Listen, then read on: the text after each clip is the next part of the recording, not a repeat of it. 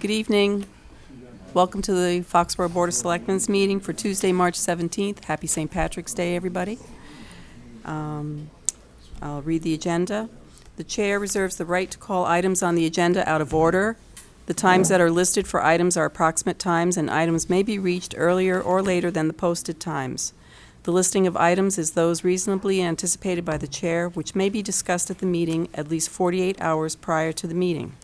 Not all items listed may in fact be discussed, and other items not listed may also be brought up for discussion to the extent permitted by law.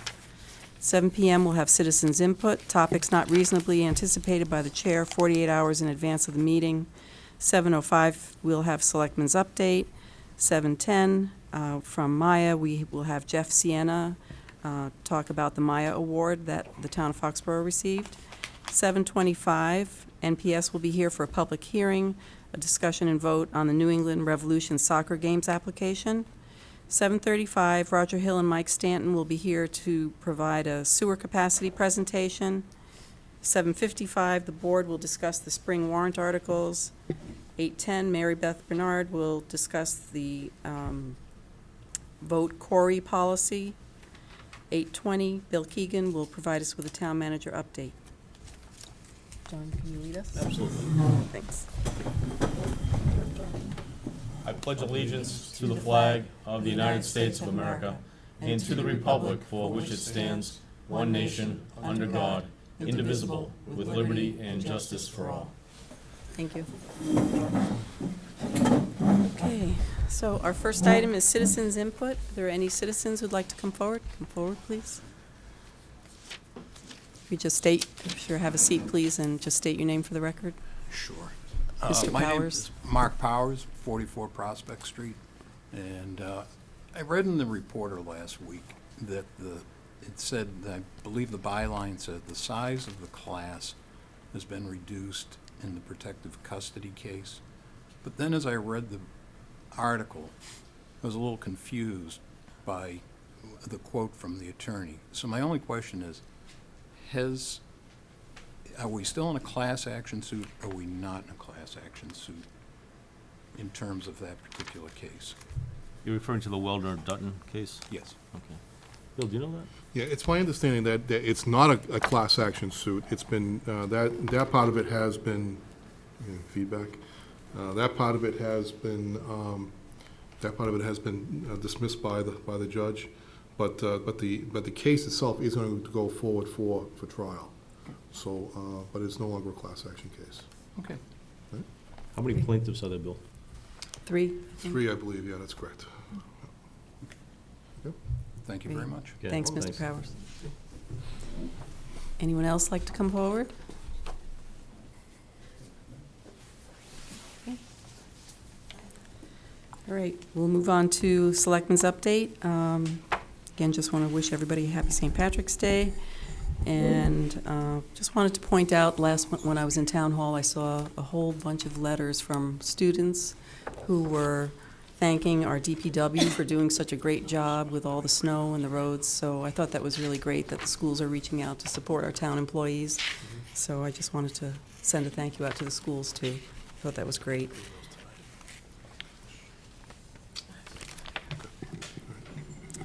Okay. Any other updates from anybody else? No? Okay. Okay, great. All right, so why don't we move on to the Maya Award? All right. All right. Thank you, Madam Chair. I'd like to introduce at this juncture Jeff Sienna, who is the safety director for the Maya program. And Jeff and I have worked together too many years, right, Jeff? We both got gray hairs together. Yeah, it's been a long time. So Have a seat, Jeff. So it's great to see. Have a seat, Jeff. Yeah. And this year, the town of Foxborough has received an award at the annual Mass Municipal Association meeting in Boston. And we thought it was appropriate to not just accept the award on behalf of the town, but on behalf of the employees who did so well in actually generating this award. So this actually is for the employees who did this fine work. And it's interesting to me because I think, so often these things happen, we don't take the time to really thank everybody for doing the work that they did. And this is an opportunity to try and do that. So I'm going to turn it over to Jeff at this time. Thanks. Every year at our annual meeting, we present awards recognizing those towns who've shown an exceptional commitment to loss control and risk management. We have 370 members approximately in the program. We only give out 9 awards. So it's recognition of what the town has done. Foxborough is one of those towns that has a heavy commitment to this. They have for a long time. You have an executive loss control committee made up of representatives of just about every town department and the school department. Meets on a monthly basis. It reviews claims and losses, discusses what happened, how it happened, how you can prevent them happening again, coordinates the training activities that we provide and you get outside of the Maya program, and also coordinates the Maya Rewards program, which gives the town money back for doing certain safety-related policies, procedures, and training. Fiscal 14, the town earned about $41,700 in rewards credits. That's being applied to this year's insurance premium. So that makes a pretty significant deduction of what you had to pay for insurance.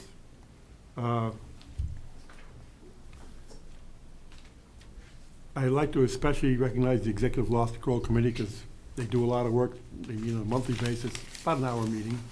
A lot of the members are here now. And they deserve a lot of the credit for the program that you put together. And also the employees for going along with the training activities, participating freely in it. Makes a big difference. So, what I'd like to do is I could have the committee step forward, the committee members that are here this evening. If you could just come on up. And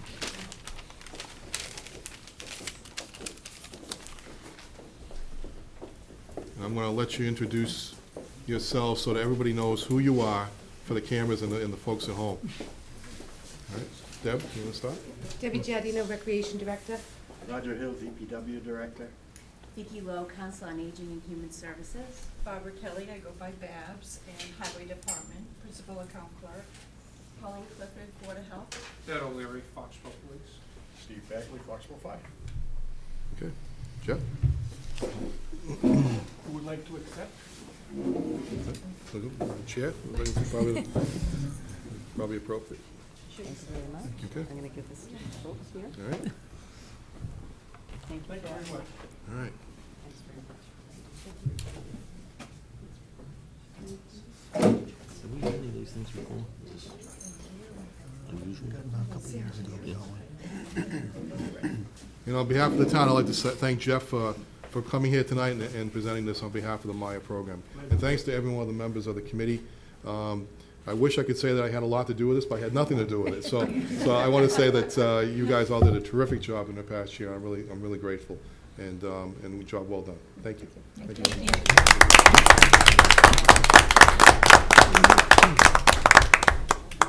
So I can go in there and tell Do I have to sit back? You can hold on to it for now if you'd like. How's that?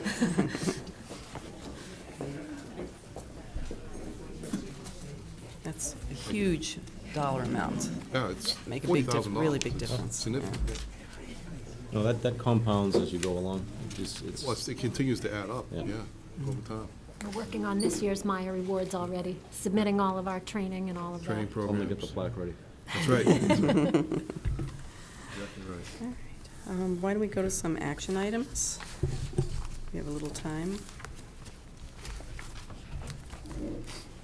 Okay, the first one is in regard to Foxborough Youth Baseball and Softball. This is for the parade in April. I move that the Board of Selectmen approve the application for the Foxborough Youth Baseball and Softball Parade on Saturday, April 11th, 2015. Second. All those in favor? I invite everyone to come down and cheer them on. It's a great parade.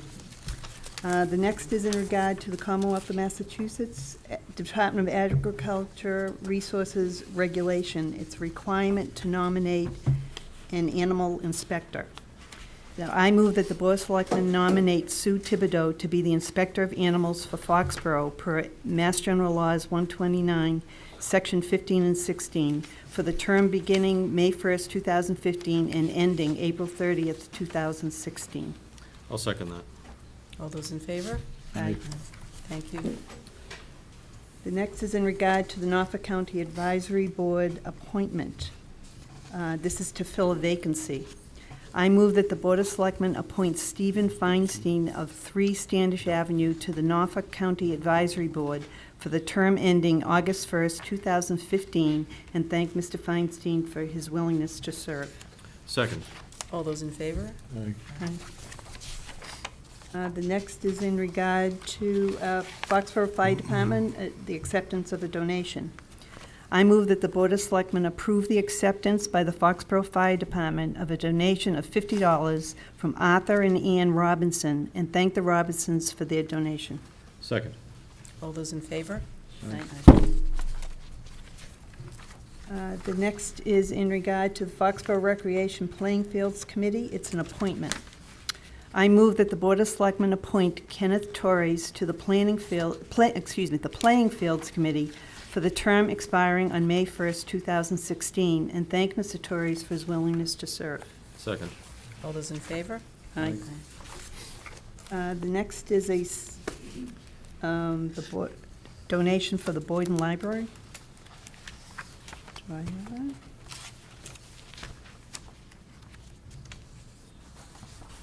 Do you need this, Jean? Don't seem to- Oh, thanks. Okay.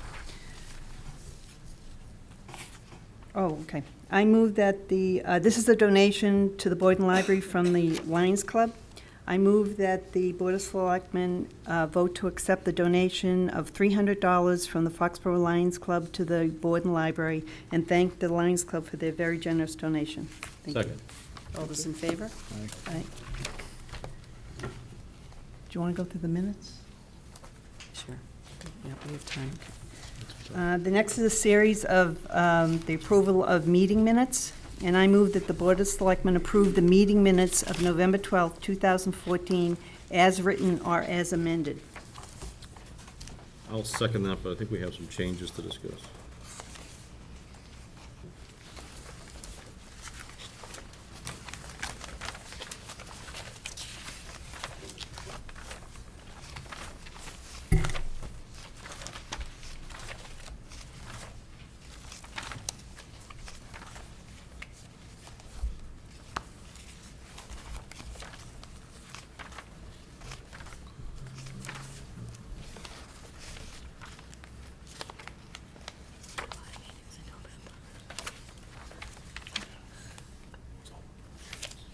While we're looking for whatever changes, Oh, I've got just one.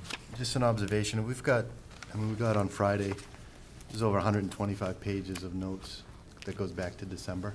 Not a criticism, but can we try to put this on meeting minutes every month so we're not going back 3 or 4 months? Yeah, I don't remember going back to December trying I to know. go through all this. And I apologize. It's not an excuse, but with Oh, no, I'm Sandra not, leaving. let me take that, I know. it's not directed to you. No, I know. And when sometimes it was even worse before we even got here, I'm just saying. Yeah, no, I understand, and I'm almost there. I have 4 left. Okay, so it's It's the all the drafting of it? all the is- okay, hearings, all yeah, right. it's all the Yeah, hearings. I think Also, these I- were under review by the attorney also, Yep. so Yeah, that just to make slowed sure it down that a they're little bit. accurate. I have one change on page 22, 4th paragraph. In the middle of the paragraph, it says, and he was a little disappointed that they allowed the operator to choose the day that they were going to close. I think you said that, Jim. But how's your memory? Which This is November. establishment was that? Oh, this was, I think it was Dimitri's, but let me check. Yeah, I didn't have any issues with letting the or the owner decide which day. I don't think I would have had an issue with that. Okay, well, we'll leave it on then. Okay, that was the only change I thought I had. Okay. And there was one meeting this was the meeting for the MBTA that was at the auditorium. I'm gonna vote on it, but I wasn't at the meeting, but I did review the tapes afterwards. So we're just gonna do one at a time. Yeah. Okay. Okay, so, all those in favor of approving November 12th? Aye. Thank you. The next one is the minutes for November 18th. Mhm. I move that the Board of Selectmen approve the meeting minutes of November 18th, 2014, as written or as amended. Second. Discussion. Yeah, I have on page, this was a really long meeting, and there was a lot of discussion, and I think at one point it said, there was just a paragraph that said discussion ensued. And there was a lot of discussion, but there was one thing that was said at the meeting that really stood out to me. And if you look on page 14, the third complete paragraph, it was a discussion with Mr. Moeller in regard to the train, and it says, Ms. Bruce stated it's natural that the extension will go through Foxborough to the Mansfield station because that is the only way you can complete the loop. Mr. Moeller stated that they have had no plan or discussions about ever extending the Foxborough commuter rail down to Mansfield. Mr. Moeller stated that they will own that section of the line, but they will not operate on it unless an emergency. And then at some other point during the meeting, Mr. Jones said that they were going to put $35 million into upgrades and crossings. So I think that demonstrated to me that what they said the first 20 minutes of the presentation was a little different an hour into the presentation. So I would like that noted somehow in the minutes, if we can do that.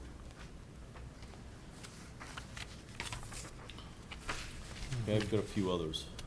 On page 8, the fourth paragraph from the bottom, it says, Mr. Moeller stated no nor to downtown Foxborough.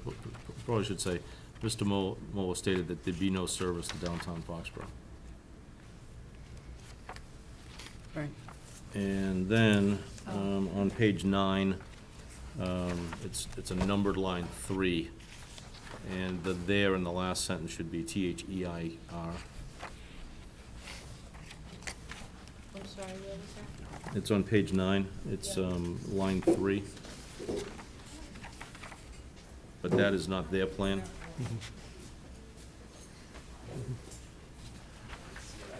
Then on page 10,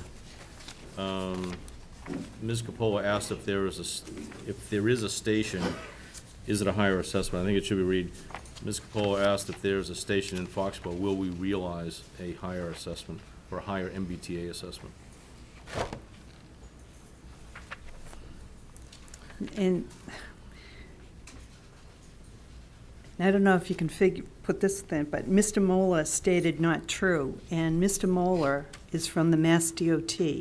Mass DOT does not decide whether there's an assessment to a town. The assessment is done purely through a formula.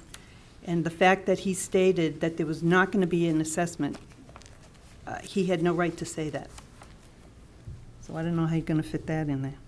But if he said it and there was no discussion that he shouldn't have said it, that I We don't think that. did discuss Oh, it you because did? I brought it up. Oh, Yeah, it was a okay. lengthy I brought discussion. it up, that's and all. that's how we discovered that it was all done by formula. Sharon actually answered the question. Okay. And then my last change is line 11, third paragraph from the bottom, What page? 11. Seeded should be CED, it should read like this, would not purchase this, but would cede, CEDE, the fee in 5 plus or minus acres. In other words, give up the fee. Mhm. And that's all I had.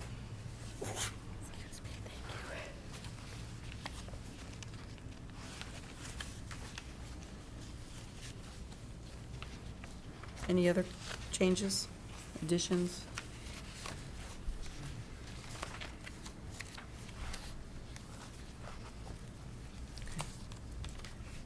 All those in favor? Aye. I abstain. One abstain. Shut up. Must have gone blind doing that one. It's like, there's a lot of stuff in there. Mhm. The next one is for November 19th. I move that the Board of Selectmen approve the meeting minutes of November 19th, 2014, as written or as amended. Second. Discussion?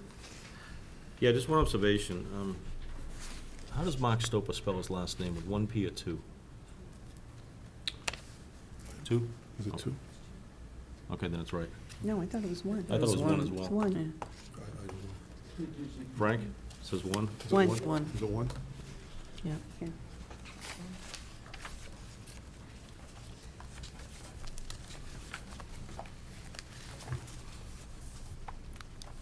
Okay. All those in favor? Aye.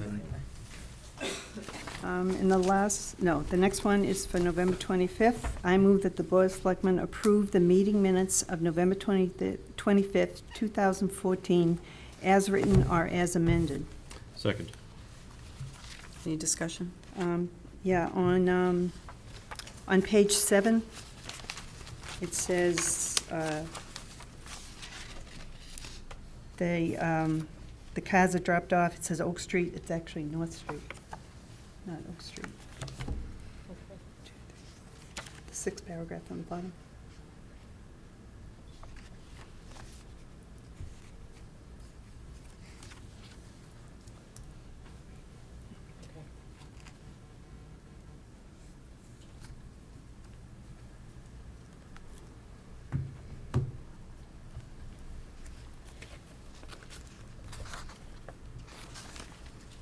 All those in favor? Aye. The last one is for December 9th. I move that the Board of Selectmen approve the meeting minutes of December 9, 2014, as written or as amended. Second. Discussion? No? All those in favor? Madam Chairman, can I make a comment? Sure. When reviewing these minutes, there were a few things that came to mind that we said we were going to address. One of the things we were going to address is the liquor license regulations. We were going to review them. Another was the commercial parking lots. These are in the minutes that said we were going to look at them, for different reasons. And also on the one with Waxies with the new manager, Mr. Kahnbach, he was going to come back for a review in 3 months to see how things are going. And that was in December. So we should be bringing him yeah, back. just to see okay. how things are going. That's But fine. can we set some time to Sure. go over the liquor regulations and the commercial parking regulations?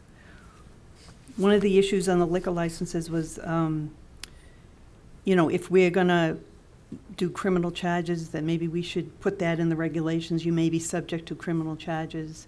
And also there was, if we can't change the hours of operation as, we have to have a separate hearing for that.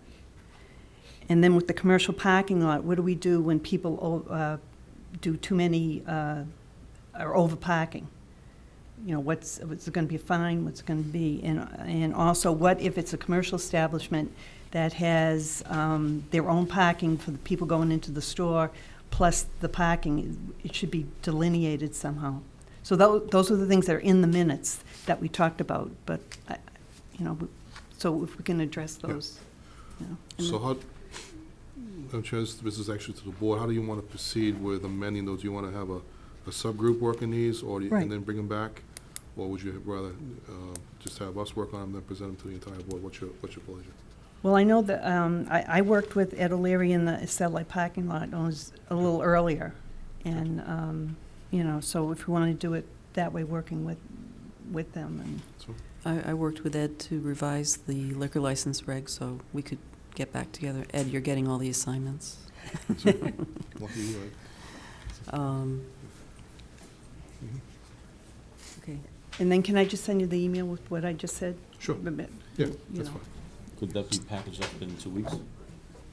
I don't Maybe know. tight, I would think. Yeah, Probably I about a don't month, think there's- I'm just 30 asking if days. you want to put it on the agenda for 2 weeks. Probably No. 30 days out, I would think. Yeah. Okay. Probably 30 days. Yeah. Just a general request, too, is if we could catch up with posting the minutes online. Yes. It can get posted, right. Okay. Great, thank you. Mhm. Thanks, Debbie. Great job with the minutes. Yes, this is yeoman service. Okay. Being 7:25, we have NPS here for a public hearing. We're going to have a discussion and vote on the New England Revolution Soccer Games application. Jess, you want to come up?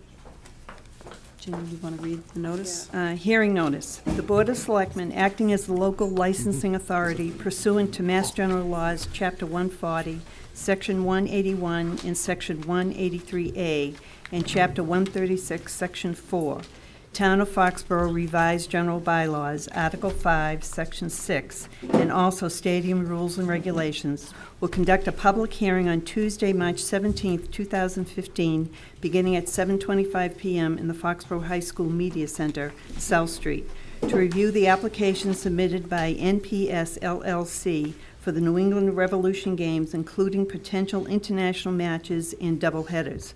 All events are proposed for Gillette Stadium. All applications for these events are on file at the Office of the Selectmen. All interested parties are welcome to attend. Thanks, Ginny. Welcome, Jess. So, Jess Enos with Gillette Stadium, here to apply for the 2015 New England Revolution season for 17 home matches, the first of which will be 3/21 and the last regular season home match 10/25. Hopefully, we'll run into the postseason as we did last year. So this application this evening is just for the New England Revolution home matches, and then any match that may come up in this year that's an international match that's part of a doubleheader.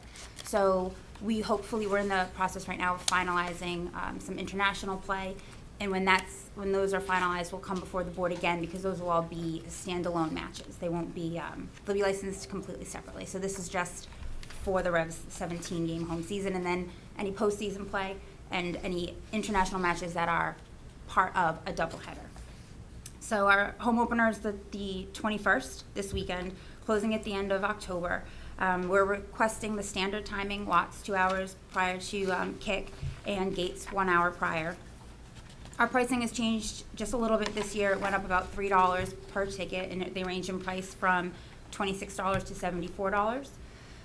We do have the league has got a new initiative this year with pricing, so there are a lot of other price points out there as part of youth outreach, as part of group sales. So these are the ticket prices if you were to walk up to the ticket office on the day of the match and buy it at the window. So you might see other pricing out there. Just know that that's part of a different sales initiative that's going on. So with that being said, there really aren't any significant changes. Parking is still included in the price of the ticket. The setup in the stadium is the same as it's been in previous years, using the midfield seating and the 100 level, and then using 2 to 3 sections in the in the north end zone for GA seating. We won't be using, we do have some new construction projects going on right now at the stadium. None of those spaces will be in use for the Revs match. To sort of keep a cohesive soccer experience for our fans, we want to make sure that fans stay in the seats and stay in those sections for broadcast purposes and just for the overall atmosphere. So there aren't any significant changes to our overall operation this year. Just number of home games, the same as last year? Same as last year, yeah. Sell alcohol? Yes. I just want just a couple points. First of all, I've been working with them on their insurance renewals and all that stuff, and their actual renewals don't take place until May. So, but they've given us all the coverage that we need for now, up until June 30th. And so, and then there's actually a 120-day notice requirement that if they're going to cancel, so which would extend beyond that June 30th period as well. But Attorney Davis is actually reviewing all the policies with me, and so there's so there shouldn't be if there's any concerns, we'll know about that as soon as possible. But we're actually in. We have coverage for now up until June 30th. Yep, and then with the 120 days, and the actual language in that endorsement was drafted by Mr. Davis By Attorney last We year. had this problem a few years ago. I think we made the season conditional on having insurance in place. Beyond July 1. Right. Yeah. July 1, right. Yeah, and they're aware of that. Yep. Yeah, they're aware of that. Okay. Yeah. But we're gonna try and get that ahead of time, so Yeah. we don't run into that kind of crunch. Yeah, unfortunately, that's just the way, as we found, the municipal policies are on the earliest we could potentially have it is May. And we're working on having it, for the town in May. Worst case scenario, it comes in the month of July. Yeah, the schedules overlap. Right. Yeah. So, Just want to make you aware of that. Okay. Any other questions for Jess? Okay. Can we close the public hearing? I move that we close the public hearing on the 17 games for the New England Revolution. I'll second that. All those in favor? Aye. Thanks, Jess. Thank you. Oh, don't we have to Well, approve? now you have to Now actually we have vote on it, approve. right? Now we have to, Yeah. Do we want to put in the motion subject to the insurance? For any games beyond July 1st. right. July 1st to beyond. Subject to insurance renewal for any games after July 1st? Correct.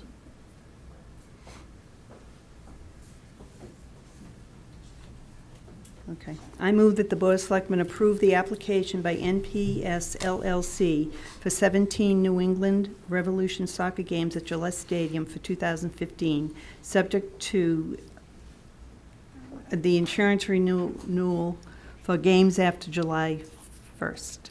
I can't read my writing. I'll second that. Any discussion? All those in favor? Aye. Thank you. Okay. Our next item on the agenda is Roger Hill and Mike Stanton. Want to come forward? Thanks, George. Good evening. Good evening. Good evening. Last time, happy St. Patrick's Day. That's right. The last time we spoke, Lorraine is here, would have my people talk to your people. They've spoken. They've come up, they did a lot of hard work in a short period of time. So I'm really going to turn it over to Bill and Roger. They've got a nice presentation here that should be able to give you your an executive look at where the work that we've been doing over the last 6 years and get your arms around it. So, gentlemen? Well, thank you, Mr. Stanton, and members of the board. This is actually a two-part discussion. One, I'm still trying to get some finalization between the two attorneys, town council and special counsel with the Water and Sewer Commission. They're actually talking relative to the issue of how the language should actually be proposed. We've talked about placing language that would limit the approval process, and I certainly want to get more input from the board on this, but we talked about putting a limitation on the approval process for any capacity that would be sold outside the borders of the community, but to the Board of Selectmen. They would have to give secondary approval to that process. Both councils have communicated that, and they're working on that piece right now. So, but I think there was a lot of questions about the overall sewer capacity of the town as last time, and so Roger actually took it upon himself to put together a lot of information. I worked with him on the presentation piece, and so I'm gonna actually have Roger go through it with you all, and then I'll jump in wherever it's appropriate, but, just so, do you actually have the presentation tonight, Roger? Yeah, I handed You out 5 Okay, so I'll copies have to it, the okay, board great. members. So, without further ado, I'll turn it over to Roger Hill. I'm going to give a little bit of history first. The first day I started working for Foxborough 3.5 years ago, I attended my first IMA meeting that night. The discussion at that time and for the prior 4 years had been working on trying to craft an agreement that answered the needs of 3 towns. Needless to say, attempting to do this involved many hours of discussion and a lot of cooperation. The Foxborough Water and Sewer Commission supported an agreement that created additional sewer capacity for the town and also gave us the right to use the unused Title V capacity that we had attempted to obtain through legal process twice in the past unsuccessfully. When the agreement was near completion with that proviso included, we then concentrated on how to fund Foxborough's share of the costs to make mandated improvements to the existing plant and the expansion costs. Twice before, the town had voted not to fund by sewer betterments, so it became our task to determine an alternative funding mechanism that would not burden existing customers unreasonably. The final outcome of that effort was a plan to fund our program through the sale of the unused Title V capacity. When the final agreement was signed July 1st, 2014, we had the right to sell that unused Title V capacity. The expansion capacity would become available when the expansion was completed. But simultaneously with all this work, we determined the quantity of unused Title V capacity and any impediments that we faced to obtaining that capacity from contract customers. The following pages that you have, developed in 2012, describe the results of that process. Every step of that determination was vetted by town council and special counsel to obtain certainty of the volume and any costs necessary to obtain that capacity. The second page of your handout, which I'll ask you to turn to now, summarizes that capacity volume. So you can see this table that we did.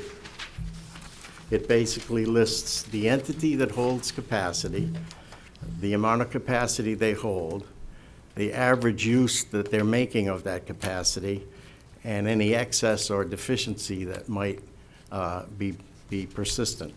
And these are annualized figures for one whole year, which I did for 2012. Since that time, there's been very little or none change in that. We've sold a little tiny bit of capacity to a couple of people that are in the sewer district now that asked for additional capacity, but we haven't sold a lot more. Roger, can I ask a question? Sure. In the section under the entities, Foxborough Company, Industrial, Sanitary, the 55,000 excess, that excess is owned by the is it correct that that's owned by the Foxborough Company? Well, I'm going to get to that on the next page. Okay. Okay.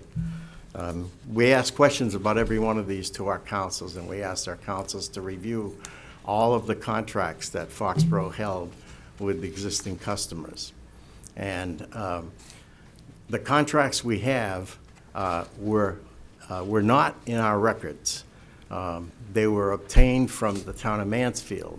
Lee Esenera made a compendium of all the contracts that Foxborough owned in 1993. He's the DPW director in Mansfield.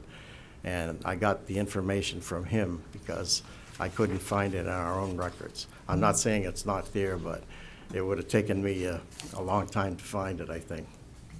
So if you go to the next page, you can see how much total capacity we would have if we didn't sell any, and that's pretty self-explanatory.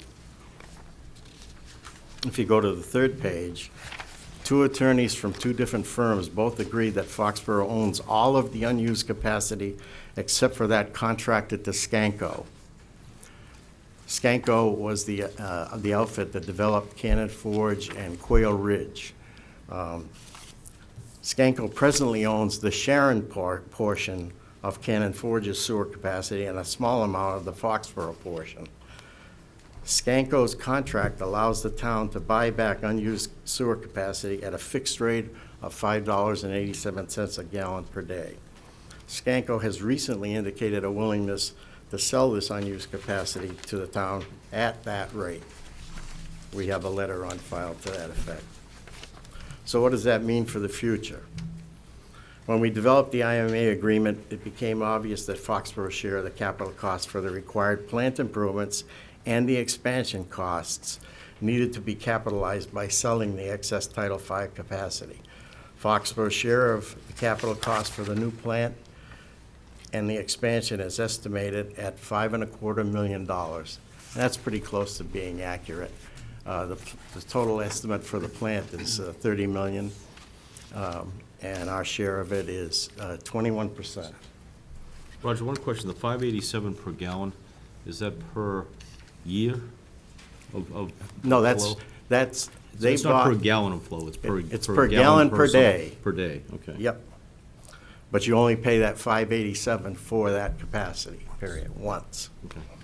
If the town were to sell 121,500 gallons of excess capacity, the revenue from that would offset the entire cost, exclusive of interest. If we were to sell that much capacity in 2015 and 2016, there would be no appreciable interest, and we would have paid off the entire cost. A small amount, 12,500 gallons per day, was requested by the planning board and has been designated for the west side of the common area.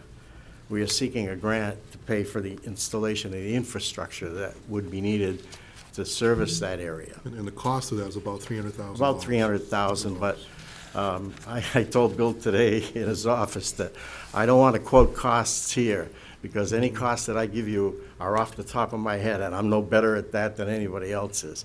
It's purely an estimate at this point. We need Purely an engineering estimate. studies to determine costs. So what does this mean for the future? Scanco right now controls 72,951 gallons per day of unused sewer capacity in Sharon. That capacity was sold to Scanco at the time with full knowledge that it was to serve a portion of their future needs in Sharon. A change in the size of the Scanco development eliminated a number of units, which then reduced the need for much of its allotted sewer capacity. That capacity can only be sold back to the town of Foxborough by Scanco or its successors. Municipal sewer capacity cannot be sold to any other entity under state law. If the town were to buy that excess capacity, the total cost would be about $430,000.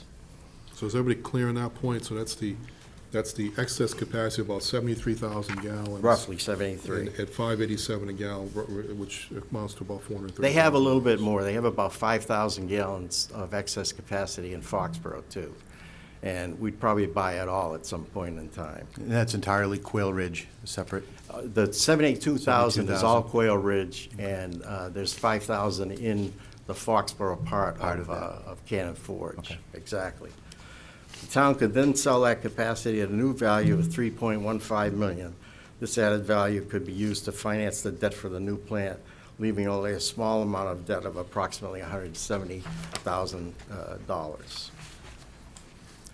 By selling 100,000 of excess capacity from the Scanco development to a different Sharon entity, and an additional 35,000 to the Fisher Street project, it would leave the town with a sewer capacity balance, that's Title V sewer capacity balance, of 133,000 gallons, which would cover all of any need that Schneider might have in the future to expand their facility down there.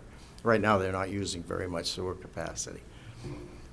After completion of the new sewer plant, the town will receive an additional 170,000 gallons for a total sewer capacity of 303,351, and that would be with the sale of 135,000 gallons out before that. And that estimated value is about $13,100,000. By selling the excess capacity to a Sharon development, the proceeds will pay off the plant expansion debt and leave the enterprise fund with an additional amount of $512,000. And that $512,000 would be a welcome addition, because right now we don't have a lot of excess capital in sewer. Then there's a way to get capacity by adding capacity through new technology. And just to be clear on this, right now, this is based purely upon the addition of the new plant capacity and Plus the remaining. And the remaining. Yes. But there is a possibility that over the next 4 to 5 years, we could add new capacity just by the next few steps that could be taken. Yes. One of the steps is in process now. We're going to do an I&I of the town's area of sewer. A good portion of the sewer that supplies downtown Foxborough now is in clay pipe. And anybody who's dug up 50-year-old clay pipe knows that every joint is leaking water into the system. And we need to do the I&I to be able to repair that, either by relining those pipes or replacement or whatever way we can. But we don't have the capital to do it right now. Just for the residents at home who are listening, what does I&I stand for? Inflow and infiltration. Infiltration. So what happens effectively, this is purely for folks so they understand what's being said here. Yes. Is that you have clean water getting into the sewer system that's being treated. And as a Yes. result, we're trying to remove that clean water so we don't treat that unnecessarily, because there's a cost to treating that clean water. Yes, as a matter of fact, the IMA agreement specifies that from now on, Foxborough doesn't pay for water that goes into the system via estimating quantities. We have to have meters in all of our outflows, and we pay for what goes to the plant. So the less water we send to the plant, the less money the ratepayers have to pay. Roger, if there's water leaking in, wouldn't it make sense that water's also leaking out? Unfortunately, I like to say yes, but parts of the downstream part of our sewer system are good, they're tight. They're SDR 35 plastic pipe with good tight joints, but it's mostly coming from the common area and the old Main Street area and the old Central Street area. So whatever water gets into those pipes is going to end up at the plant sooner or later, especially if the water table's above the pipe. Water can't leak out of the pipe if the water table's above the pipe, so. And I can just, I'm sorry, go ahead. You had a question? Oh, Roger, if we upgrade the pipes so that the additional water isn't going through the system, okay, that just means that there's less flow going into the plant. So how can you say it's additional unused capacity if, because it's not, It will we're be. not gaining any capacity that we can sell. It's just that there's excess water isn't going through the system. We can sell, if we can prove that it's not going into the system, we can sell the additional capacity that's created by that. And that's, with the meters, we can do that. But how can it create capacity if it's not going? It just means that fresh water isn't going through the system. Yeah, but the infiltration is counted as sewage flow. It's all goes flow. to the If you plant. mitigate the groundwater from getting in the system, Right. you're not treating that as sewage. So Right. whatever you're taking out of the infiltration Right. will be determined as excess capacity. But how can that, but it's not in addition to what's going in. Let me You're not creating extra flow. Let me give you an example. Do you understand what I'm saying? Let me give you an example. Let's say that the allocated capacity for the downtown sewer system is 264,630 gallons. Okay, we're not using that right now. We're using most of it, but we're not using all of it. Okay, if we take flow out of the system for that area, then we still have the 264,000 allocated, but we're only using a smaller portion of that, and that becomes excess capacity that we can use, we can sell. But it's just simple math. It can be done, and it's done all the time, routinely. Another way to increase the capacity is the requirement now, and it's a mandate, that every new development has to use low-flow devices for everything. Toilets, lavs, flow restrictors in showers and things like that. The old stuff that we have in town doesn't have that ability, but we have an abatement program in the water department that if people put in low-flow restrictors, that they get a $100 rebate for putting them in if we can prove that they put in a low-flow toilet, we'll say, or something like that. And that will reduce the amount of sewer that goes through the lines over time and create a little bit of additional capacity. So, final thoughts. Right now, we have about 270,000 gallons of unused capacity. Once the new plant comes online, we'll get another 170,000 for a total of about 440. Excess capacity from a Sharon development will allow the town to resell that capacity. By selling 80 to 100,000 gallons to an entity in Sharon, it will allow the town to pay off a good portion of its share of the debt for the new plant and not burden the existing sewer ratepayers, of which there are only about 965. And we, unfortunately, when we did the presentation on this, I think only Jim and Lorraine were on the board. But we had showed what that would do to the existing ratepayers if we couldn't fund by selling capacity. And the rates more than doubled for the existing ratepayers. So I can put that up. It's a PowerPoint presentation anytime anybody would like to see it. So that's really the whole story on capacity and modernization. That $500,000 buffer would allow us to do things that really need to be done with the system. It's an old system in the downtown area. The Cannon Forge leg is really well built. It's SDR 35 pipe and new manholes, and it's in really good shape. So in summary, that's the whole story on capacity. If I could just add one thought here, just the 270,000 gallons is available to us today.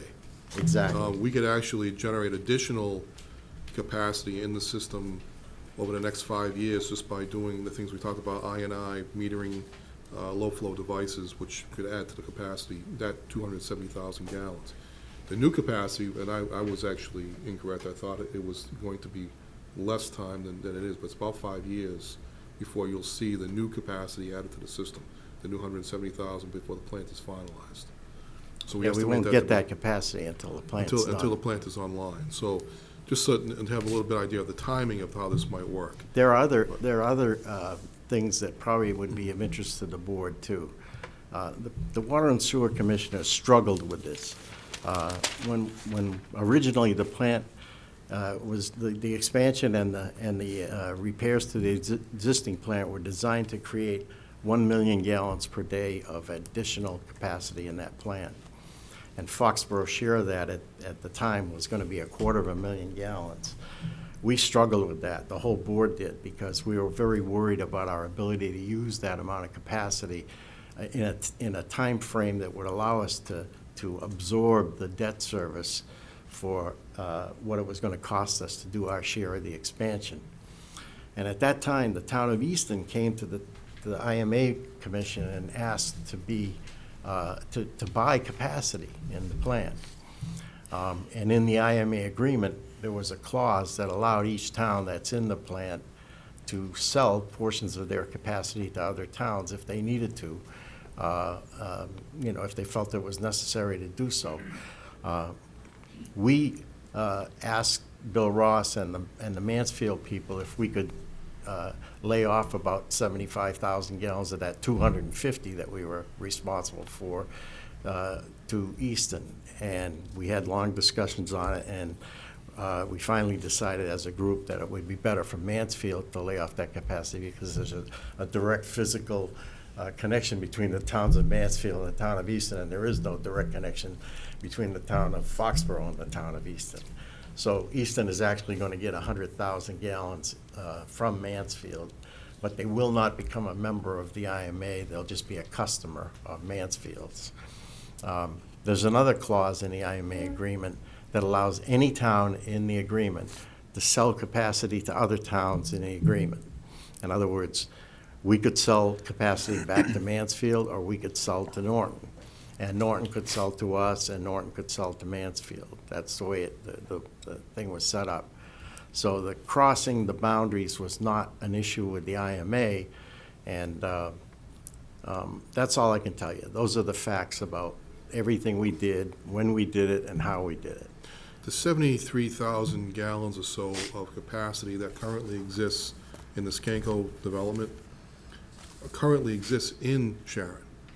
Is that correct? Well, it was sold to an entity that was in Sharon. For Sharon. So yes. Theoretically, the idea is to buy back that capacity now at the reduced rate, and then turn around and sell it back at the higher rate, which would generate the funding. If we were to consummate a deal with somebody in Understood. in But I'm just Sharon. trying to walk folks through this because it's important, because some of that capacity is already designated to be outside the community as it is right now. And at the time that Skanko made the agreement with the original agreement in 1986 with the town of Foxborough, they were also required to do a full downstream analysis all the way from the furthermost entity in Sharon to the Mansfield plant. So we know that the sizing and capacity of the lines that go all the way from there to the plant are big enough to take all that flow.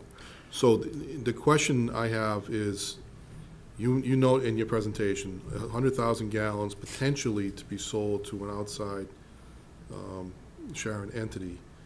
But right now, there's already potentially existing 73,000 gallons. Any idea where the 100,000 gallons comes from? Was that just an indication from the development? That was just initial discussions that we had a long time ago with the developer. And the 35,000 gallons you talked about earlier as well is the 35,000 gallons that is only an estimate at this point in time for the. Yes, if they develop less than 248 units, their capacity need will go down. That number could come down, right. Right.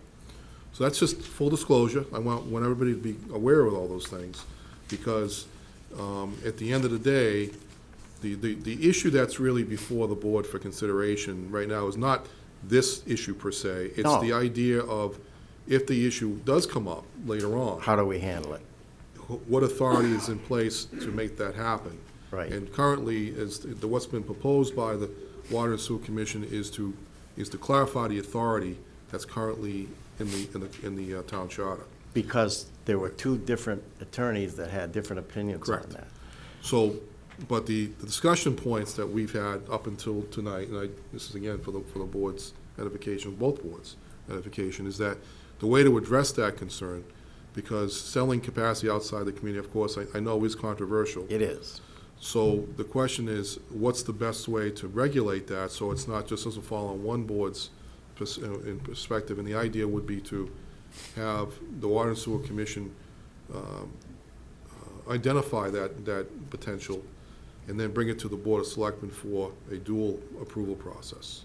So it would be, again, it would be the Water and Sewer Commission making a recommendation for the capacity to be sold, and then the Board of Selectmen would have a final approval of that decision, because of that being sold outside the community.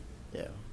So that is the thinking at this point in time, and that's the point of where the board needs to have further discussion.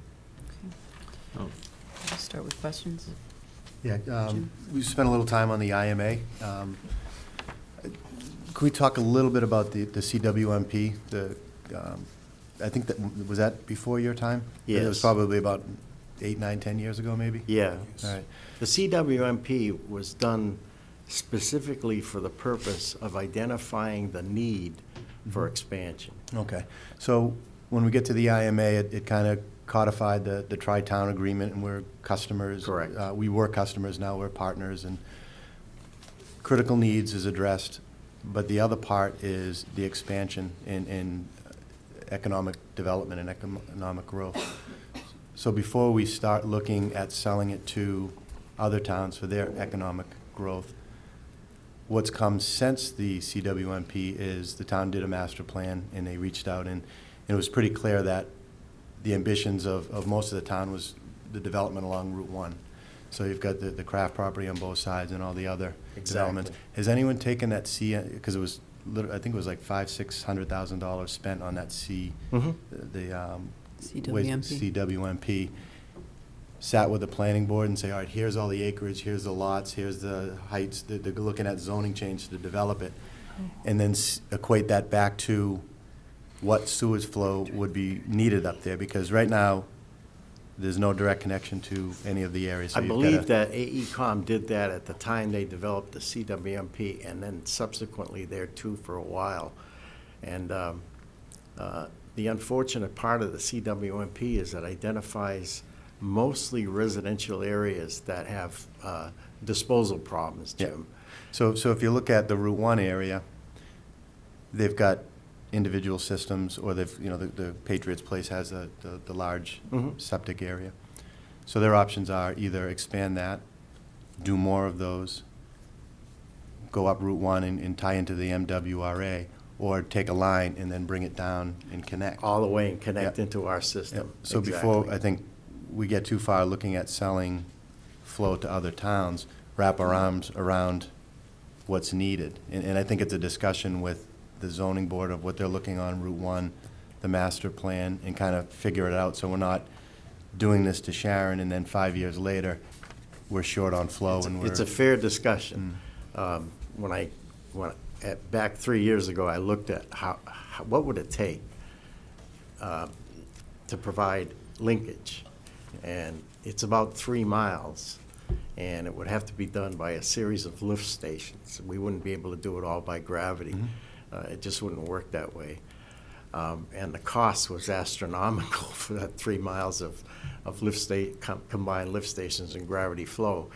But if they're looking at hotels and more restaurants and things like that, 3 miles of, some piping versus a treatment plant. It's more than that. It's 3 miles lift stations. 3 miles to get into the existing system.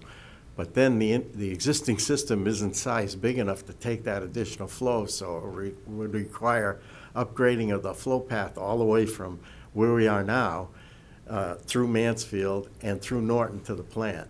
Or you put holding tanks in and do it And off-peak. That's discharge what it. most places Yeah, do on yeah. that. So I think it's an interesting It's a very expensive scenario to go proposal. through. Mhm. And our problem, Has anyone had those discussions with the planning board or the zoning board since No, we've had 10 them- years ago? We've had them internally, and we really fell back on, it was at 235,000 gallons a day was the CWMP, so we're just looking at the big number. Mhm. So where that went was. When you say internally, with the Water and Sewer Commission or internally? Right. So, Okay. we're looking at, here's what we're buying into. You're looking at the CWMP that identified, I think it was 235 thousand gallons a day. That was rejected twice. Mhm. That was a big part of it. We were saying, this is our third time up. It's been rejected twice. And, a big part of that 235,000 gallons is rejected by people who didn't want to be forced onto it. At the time they felt That was they the didn't need betterments, it. and, yeah, but it's. And, Yep. so, that was really about how we addressed it. We did not go down, the planning board said, we'd like to have 12,500 for around the town, On town, fine. yep. And we've done different analysis looking at who the likely customers are. Getting back to Roger's argument, we really wrestled with what was the minimum amount we had to commit to get a seat at the table For the in the IMA. new IMA. Mhm. And just, looking around, we were scratching our head. We had Bob Swanson, trying to figure out where are we gonna sell this stuff? It's a real problem. And so I think certainly my personal thing was that we really had to look at commercial industrial. If Mansfield takes off, we had to have that option to lay flow back on them and keep our seat at the table. If something comes up in Sharon that makes sense, we're gonna do that. But the thing is, we have entered into a rather risky venture here, committing to this and having, let's say, no governmental police powers to ensure payment. So everything is on the table for us. But that's it. But I hope that answered your initial question of how did the CWMP tie in. There was a 235,000 gallons a day, given the Oh, no, capacity no, we I have. understand the CWMP, So- I understand the IMA. Yeah. My question, and it wasn't answered, but can somebody speak to the planning board and the zoning board to see what's planned on Route 1, and then equate that to gallons that may be needed? Because a lot has changed in 9 years. That's all I'm asking. And if you've done it internally, it would be nice to reach out to It the other would be boards easy who've to been do working that. on this. Sure. It would be easy Yeah, to that's do fair. that. Can I, Go ahead. no, Kathy McCabe, who is working with the planning board on the master plan for the town. I guess recently she's done an analysis, and according to her analysis, there could be economic development within the borders of the town that would take up 200,000 gallons. So, We've got it. yeah, so my question is, wouldn't it, if this was sold to the town for economic development, plus taking care of the critical needs in the town, but also economic development, well, why would we want to sell outside of town right away,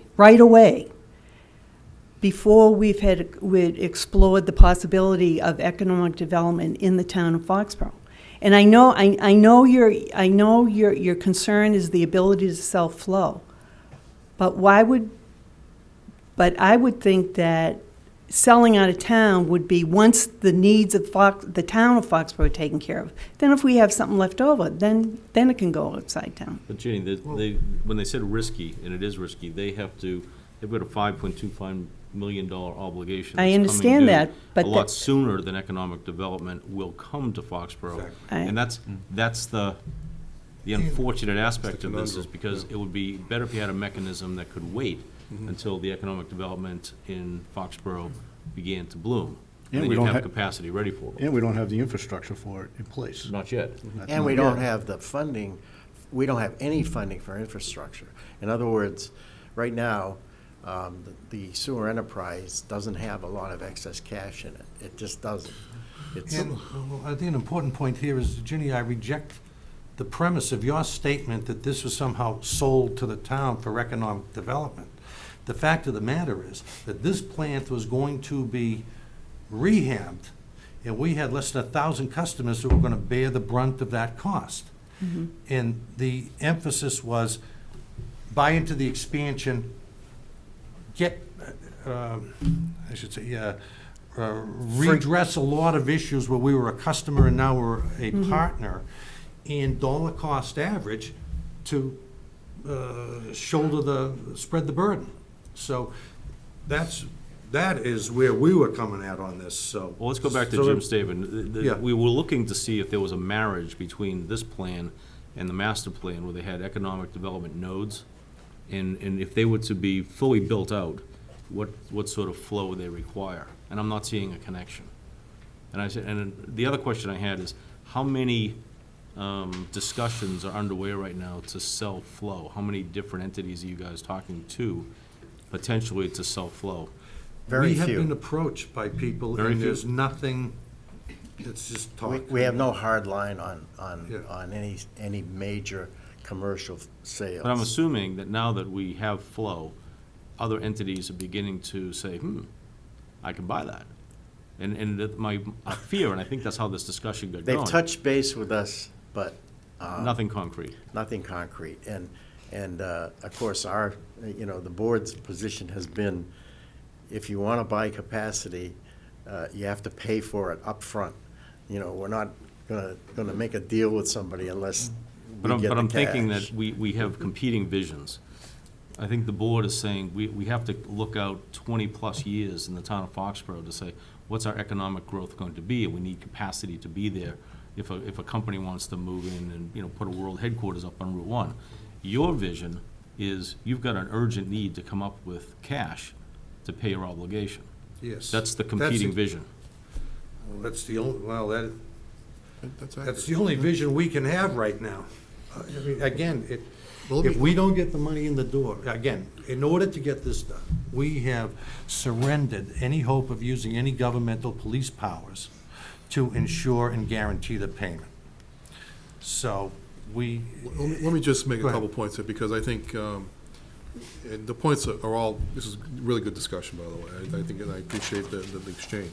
But what's something that Roger and I talked about was that, once you start doing a formal I&I program and start taking care of some of these changes that are actually required by the systems now, we could generate, a significant amount of flow, additional flow. I mean, it's, I don't want to throw a number out because I don't want people to come married to it, That's but, what I but said it's, that but at it's the it's beginning. several thousand gallons potentially that could be actually used into the system as additional capacity. But think about this from the broader perspective, that we're looking at 440,000 gallons of potential capacity within the next 5 years. 270,000 of Title V capacity, And 170,000 in the of plant. new capacity, plus whatever capacity we generate through tightening up the system. So theoretically, you're looking at less than 500,000 gallons of capacity. The amount that's being looked at through the town of Sharon potentially is about 100,000, which would still leave us a significant amount of capacity that could be used for economic development purposes. So I fully appreciate the perspective of, let's not sell ourselves short here, because we have some potential in several areas around town for development, downtown area, Foxfield Plaza, looking at Route 1 development. Route 1 development has some capacity, that's coming out of the Gillette Stadium area, but clearly, if we can sell capacity here and help generate some of that development along Route 1, that's another plus for us. There are some other concerns about Route 1 that don't involve sewer, but they involve water. Right. And We haven't looked at those because there hasn't been a lot of pressure for new water supply up there, but the board needs to know that we are not going to get under the straw in the ground for any water supply. Whatever we have now is what we will have 50 years from now as far as the the state DEP is concerned. So we have to maximize the resource we have available now, and that's a different entity because it's going to require us to really upgrade our wells and our treatment capacity. But at the same time, there's only so many gallons that we can give and take either way. So water might be the limiting factor instead of sewer, Jim, if we were to supply Route 1. It well could be. Roger, Remember, they're reusing water right now to avoid taking new water into their system. Can the 5.25 million be bonded? Yes. So that'll give us some more time to realize economic development? Yeah, but this is what's going to happen right now. It's going to take about 9 more months for the final design to be completed by CDM. When the final design is completed, there's about a year of permitting. At that point, once they get the permits, then they're going to start construction. 3 years to build. Part of the build is $18.5 million of upgrades to the mandated upgrades to the existing plan, mandated by the state and federal government. We have to do them. And then the other part is new capacity that the plant that's created in the plant, the 1 million gallons of capacity. We're going to short-term borrow for the construction phase while they're going through bonding. The IMA is going to short-term borrow. Important, yeah, the IMA. The IMA is going to short-term borrow, but as soon as the IMA short-term borrows, our debt to the IMA goes up.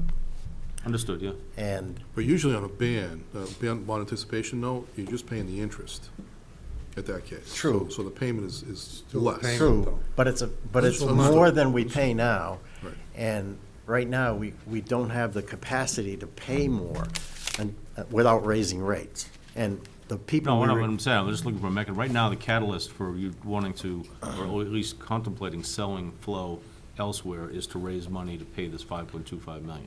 Okay? Exactly. If that were bonded, it could delay the process, or at least spread it out. Pick your number of years, say it's 25 But years. we have to sell some capacity now, because we have nothing I'm now. looking for a happy medium. I mean, you might have to sell some now, but maybe you could reserve more for Foxborough. And let economic development begin. You have 170,000 gallons to play with, because you know you're getting that back within 5 years. Right? Fair enough. Exactly. We know we're getting 170,000 back. You're looking to sell 108,000 gallons. Roughly. Of the Yep. 268,000 gallons per day that you have in excess right now.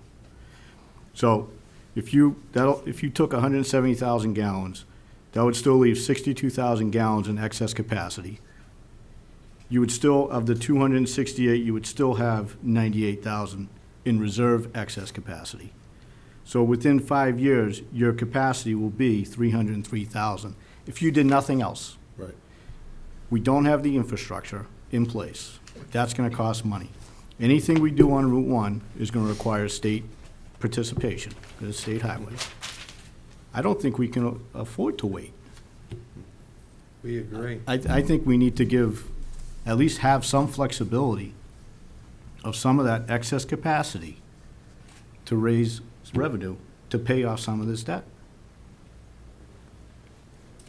Let's face it, yeah, everybody talks about economic development. Well, Mike said before, he says there's no history of it. That's because there hasn't been any sewer. You know, sewer drives economic development. Right, Now but we have sewer, we have capacity. We have capacity, we don't have the infrastructure. Why don't we let it drive? We don't have the infrastructure.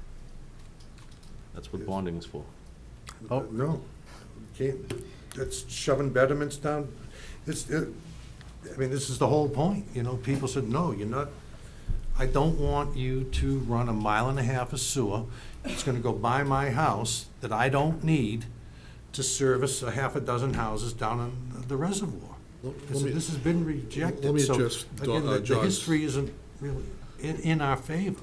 Let me address John's point, because we actually touched upon it earlier in the presentation, that once you have some reserve built into your fund, you know, it would potentially $500,000 you're gonna have if you were to make the sale based upon it was currently described. It could be different elements to it. It could be a different type of sale, that, you know, but by and large, the way it's structurally presented right now, it's about a $500,000 you'd have in reserve. You could use that to start developing some of that infrastructure. You can start building some of the pipes. So in short, what we don't have right now, we have capacity, but we don't have the pipes to carry it. And so that's really the challenge. Now, granted, you'll see, if you see economic development, some of that will be offset by a developer who will say, I'll pay for that pipe to go in the ground. If it's a big commercial Right, developer, it's a big you commercial can usually do that. And Like- get them to pay for some of the I&I Correct. to create more capacity. Whatever it takes, Yeah. however it. Yeah, exactly. I think that's a very good point. But the history of, since I've been here, we've had two entities walk away from Foxfield Plaza. There's a third looking at it now, but we had two entities walk away. And they were an in-town customer, and in the district. They right now have 6,000 gallons per day of capacity that they bought a long time ago. But when we start to see these entities walk away, you start to say, is there ever a real sale there? Will we get money from that area? I hope we do. I got one customer down there that's asked to be put into the district. It's the center that's right on the corner of where Central and Commercial Street intersect. They are on the other warrant article that we have to be included in the district. And they can be, because the sewer goes close to them and they can get into it fairly reasonably. And they will pay for that. They will pay for getting into the sewer. The other customer that might be real, might not be real, I don't know, but that's the 40B project down on Commercial Street, Fisher and Commercial. And if that comes in, they're close to sewer and they can get in. But they're gonna have to do a downstream analysis, because that part of the district goes into the old flow, not into the Cannon Forge lines. And then we've got 6 people on Moore Street who already front on sewer that wanna get in, but they're single-family dwellings, relatively minor capacity. And then the other 40B project that's, I guess it's about to be approved if it hasn't already, up at Community Way. Way, would be getting into sewer. They only have 20 units. Right, it's a small- How much would that use, Roger? I believe they're 3 bedrooms, so let's just say that it's 200, it's 200 gallons per unit, so they would come in for about 200 times 20, 4,000 gallons. Yeah. We'll be all You- buried by the time we. You can't fund this stuff ahead with single-family additions. It has to be funded by commercial development. So, just one question. So Sharon Commons, how much flow are they looking for? I don't know right now.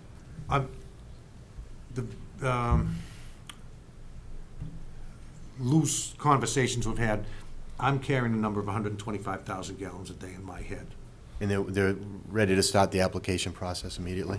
No, I mean, there's a lot of moving parts. I mean, it isn't like I've got a deal in my back pocket that I'm says I've got. referencing the letter that was sent to us. It was, their council sent it to your special counsel that said they want to start it immediately.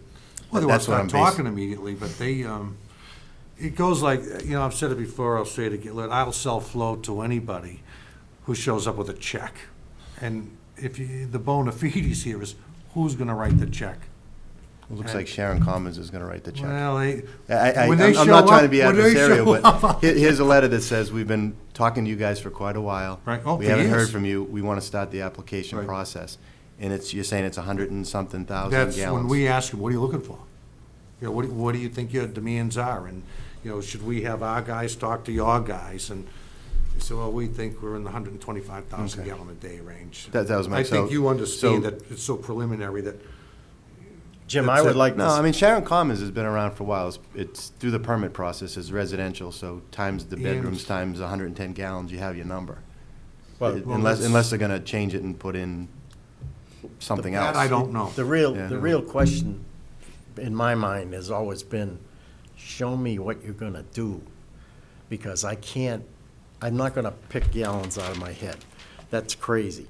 Maybe if you've got a developer in Sharon that's knocking on your door saying, we want to start the application process, how would you not know what they're looking for? And believe me, I'm not trying to be adversarial, but. No, it's because I their haven't- council's writing it to our special Well, we counsel had- saying, let's start. We had a similar thing, and I've only been to one meeting, so I don't know much about the project, but I've seen the 40B project schematic plans. Mhm. And I know they want to put 248 single-family units in there, condos or whatever they are. And they were estimating 25,000 gallons a day, but we looked at it and said, no, it's 35,000 gallons a day. And so I have not seen any plans of Sharon Commons. I don't know what they want to put in there. And until I see what they intend to put in, I'm not going to predict what the gallons per day is going to be. I don't want to do that. I think that's kind of where the quandary we're at right now, because Yeah. we don't know what you're asking or what we're Yeah. asking to be looked at. And we're willing to give, I think there's a willingness on the part of the board to give, powers to the Board of Selectmen to make a final determination on those kind of things, selling out of town. Once you get to that point. Yeah. And that's really the only question that's before you right now. All the things that we've talked about is more background in the understanding of the entire situation, but that's still in flux at this point. But I think the decision point is whether or not this board would support a motion or an article at town meeting that would clarify the powers of how flow can be purchased. And that's really the issue. So clarify, it's not just taking the board out, it's taking going to town meeting out of the equation and No, leading up to it'll water and still sewer. have to go to town meeting to approve that authority. So town meeting would have to approve the warrant article that says that if the water sewer commissioners wanted to sell any kind of capacity outside the borders of Foxborough, it would require additional approval by the Board of Selectmen. That's the way it exists presently. No, Oh, that's what's no. being proposed. That's what. Remind me how it exists presently then. The way it's been for. Let me go through the history of that. When I first came on board, the town was in the process of establishing a DPW. And at that time, the Board of Water and Sewer Commissioners controlled all of the employees in water and sewer. They were not under the control of the town manager. They were under the control of the Water and Sewer Commission. And the town manager at that time wanted those employees to be under the town manager. He came to the Board of Water and Sewer Commissioners and he suggested that we needed an article and legislative action to transfer the authority for the employees to the town manager. And at the time, the DeRensis firm wrote that article and wrote the modification to that the state had to pass through the legislature to do that. Jay Barrows took it through, it got approved. And we thought, the Board of Water and Sewer Commissioners thought, we all thought, that didn't change the other powers of the Water and Sewer Commission with respect to the sale of capacity, water, explorations, all the things you have to do to run that department. However, the special counsel that we hired later on differs from what DeRensis says, and he says, this transferred all of the powers of the Water and Sewer Commission to the Board of Selectmen. Actually, town manager. Oh, the town, and ergo the town manager, okay, because he works for you.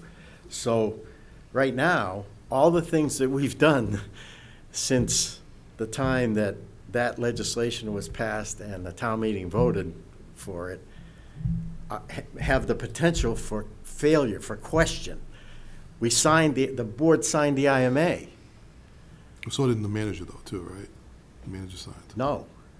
Okay. The Board of Water and Sewer Commissioners signed the IMA. They thought they had the full power to do it. And we have written opinions to that effect from Say they do. DeRensis that say they do. But our special counsel says, maybe not. Maybe This is not. to kind of clear that up. So this article that was put forth was to try to clear that up so that there was not a potential somewhere down the road for somebody to challenge everything that's been done up until this point. And that's the real purpose of that warrant article. As far as the sale of sewer capacity, that's only one of the many powers that we're talking about. And the board is perfectly willing, I think, and I don't want to speak for the board, they speak for themselves, but I think they're perfectly willing to subject some of that power to the board. I don't think it's any big issue. I just have a question, Roger and Mike, about the sheet that has the entity with the excess calculation on it. Mike, and Phil, I've been talking water and sewer with you guys for a long, long time. And over the years, we were told that there was no capacity in Foxborough because the Foxborough company owned that excess capacity and was not willing to transfer it to us. And So that's- here it's listed as excess, but in fact it's owned by them, is that correct? That's what I thought too, because Kevin told me the same thing, but in fact, the two councils both say that the town of Foxborough owns all the excess capacity in the system except for that $5.87 deal that they have to buy Skanko's capacity. And I've read the agreements. I've read every single one of those that we have. We don't have them all, but I've read the ones we have. And none of them speak to who owns capacity, but the Skanko one does, so. And, it's a question for all of us. But Mansfield recognizes the fact that we have a whole bunch of unused Title V capacity. Has anyone talked to the Foxborough company? Do they think they own it? We spoke to them a long time ago, and we are not going to try to negotiate to do anything with the Foxborough company's capacity. We would leave it alone. Okay, so I think then you should just take it out of the excess total because it's I really. could. 50,000 gallons. I could. Yeah. Yeah. I mean, I just, I don't want those numbers to get so close that, I could. That's that's neither here nor there. But it's never been the It's like, board's intention to 100,000 do anything gallons. with that. we're talking about, right? Yeah, I don't think we're 80,000. even- We haven't even really, we've never approached them. Kevin did at one time. I know he did, but that's all I know. It's my understanding that they wouldn't sell it because it's considered by them to be an asset to them. And Just the that- same way the flow, our flow now is That is- considered an asset to the town. That is possible. However, no private entity has the right to sell any capacity to another entity. Only the town of Foxborough has the power to sell. It's a one-direction sale. Yeah. No private entity has the right to sell, except back to Foxborough, that's it. So if they consider it an asset, we might have to negotiate for it, if we ever If we wanted to even need use it. it. Yeah. Getting back to the Sharon Commons, so you're saying that Sharon Commons is just this nebulous plan that, I have not Still seen hasn't- anything they're gonna do, Ginny, and until I do, I'm not ready to accept any numbers. Well- If they come in and wanna buy a reasonable amount of capacity, then, and we pass this warrant article, we bring it to the board, and the board's probably gonna say to us, make a determination of whether that's the right amount of capacity or not, well, I was told that at the last MAPC meeting, the town of Sharon announced that Sharon Commons is a go, and the town of Foxborough is selling sewer to them. And that was said by Mr. Turkington, the town manager, Well, I and don't- also representatives of the town of Sharon. So, sounds like Sharon thinks it's a go. They've never talked to us. Yeah. What, You come to enough of our meetings, you know, that's, And when are you gonna tell us? Right, and I know in early on in the meetings, I remember going to a meeting and it was me and a couple of the planning board members were there. And then when it was mentioned possibility of selling flow to the town of Sharon, the planning board objected to it. I stood up, I sat up because it was selling flow out of town. Why would we sell an asset to a town, to someone, another town for economic development, to another town that would be competing with the economic development in our town? And that was when I first started going to the meetings. I've been going over a year. So the Sharon Well, that's- Commons that's thing a- was that always is a something. viewpoint, Yeah. but, not one I share, but Yeah. it's a viewpoint. But, Again, but you knew then we that the have planning to- board was kind of questioning that, the wisdom of that. And that's why they wanted to carve out that 12,000 acres, 12,000 gallons a day. Yeah, which we Because they were agreed to. afraid that maybe the sewer capacity would be sold out, out I should have asked before. a specific question, like, here. Maybe it's a little confusing, because the letter does say, from their council to your special counsel, they've had several meetings on this. But they haven't. They've only had a couple of meetings. Right. And it's been inconclusive as to how much capacity. And then there's even another, there was the assisted living people came in, so we've had visitors. Still. But anyhow, the bottom line is that in order to get this thing going, we've got to self-flow. Whether the town of Mansfield comes to us and says, we've got this industrial park taken off, do you want to sell some back to us? We've got to get money in the door. I don't care if it's Easton, Norton, Mansfield, Sharon, Foxborough, because I really don't want to deal with the alternative, which is go bust and have this all go on the tax rate. So that's the reality I live in. They say there's nothing more dangerous than a debtor in possession, and that's just how I feel right now. So we've got to take bold action and get this done as best we can with people who have the ability to write the check and come in and don't cream 900 and some odd sewer customers. It's that simple. Can I ask one more question? Sure. So if we go back to the purpose is really to talk about the warrant article. Right, and- that is, yes. Okay, so we're talking about a major town asset, which is flow. You've got another major town asset out there, which is the water tank out on Route 1. Mhm. Okay, so I know in the past, there's been occasional discussions about what's gonna happen with that. If we go this route, I would like to see that considered as possibly part of what would be considered another asset that the Board of Selectmen could weigh in on in terms of future decisions on that. Well, it's pretty broad statement there.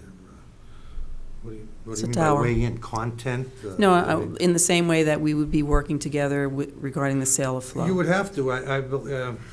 We may have spoken about this. I think that even if, say, through our own initiative, someone would come in and say they want to go on a water tank, I think you have to sign the license, if it gets to that point. Mhm. Yeah. I don't think we Yeah. can sign the license. I think this board has to sign the license. For advertising. For whoever would go up there, the lease. Does that sound familiar to you, or? I haven't looked at it, don't Yeah. know. Again, we've been a little more tied I up know, with this than. I know the reuse tank scared me for a while, but it doesn't scare me as much now because I found some language in a water and sewer meeting that was held a long time ago when they were talking about building it, that the entity that's using it has the maintenance responsibility, not the town of Foxborough. We own it, but we don't have the maintenance responsibility. And it is a big nut, as you can see from what we're gonna do to the Right. main reservoir this year. So that's my understanding of it, that if we were gonna enter into a contract, either both boards sign it, or I'm pretty sure you guys are in on that by statute. I don't know, Bill, if you. Yeah, I would just think- want to clarify yeah, that. we just need to clarify that, that's all. Yeah, we don't. Yeah, I mean, I just think that my only concern really is in the statement of the excess capacity, that it's, it's not without some potential questions about ownership or the reality of it. We may have to buy some of this, so it's really not excess that we have access to easily. So we have access to a certain, maybe if I took out the Foxborough Company, we have access to 171,000 gallons in this column, and then you've got the rest that's coming in. Again, just pulling that together to see what's really the minimum that could be considered to be sold to a neighboring town. I think would be important to know. I can do that, but it's a hard answer is what the minimum that can be sold. But I mean, they must have their plans, they must know, especially if the attorneys are talking. All I know is, we need to, it's hard to parse the article, but what we really need is we need to clarify the article to the point where it's not challengeable by somebody down the road. Yeah, I think I want to be clear about the fact that everything that's being said tonight is important, but it's not the critical discussion point. The critical discussion point is, where's the authority lie? And that has to be resolved in the meeting if that's what you're proposing. Yes. So, as a result of that, that's really the question. And then everything else that's been discussed here tonight will actually come at a different point once that authority's been clarified. And if we decide the authority, and then we get some real buyers in the town of Foxborough that can give the board and you a little bit more level of comfort about the future. You know, where are we gonna go? How are we gonna pay for this plant? And at the same time, have capacity to sell. That may happen in the short term, because there's things happening out there right now that may change the equation. You know, if the 40B gets approved, I don't know if it's gonna be approved, I don't have a clue. And if Foxfield becomes reality, and they wanna buy a serious amount of gallons, it takes the pressure off, you know. Yeah. So discussion a lot when would we be able to see the language? The two councils are working on that right now. We should have that, we'll have that for you the next meeting, definitely for sure. Yeah.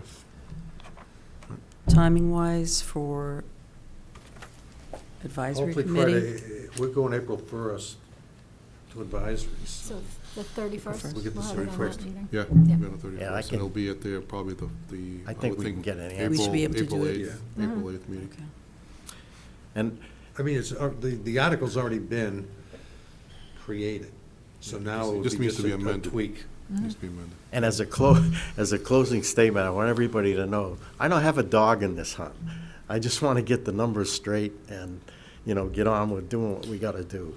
But I think it was important to have this discussion tonight so that everybody was clear about what this all means. But I don't want to confuse the main issue. The main issue is discussion of authority, and who has what. Right. And we want to clarify that through this article. And then all that discussion that we had tonight could be had when the opportunity presents itself. So Bill, just, because I'm still a little confused, so as it stands now with no changes, the Board of Selectmen has the authority, and then if we have the authority, we sign it, and then it still has to go to town meeting?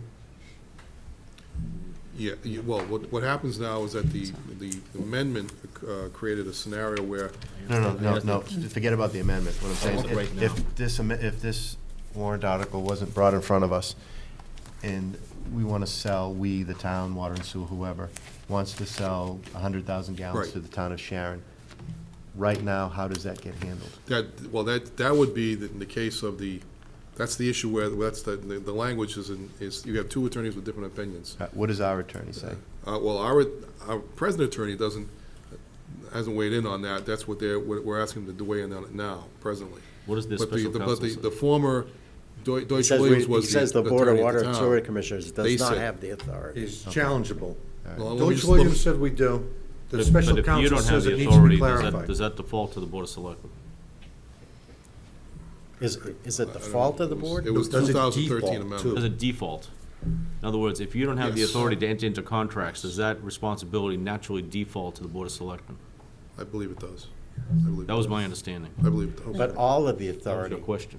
but that means that all of the authority of the Board of Water and Sewer Commissioners You would own goes it. to the Board of Selectmen.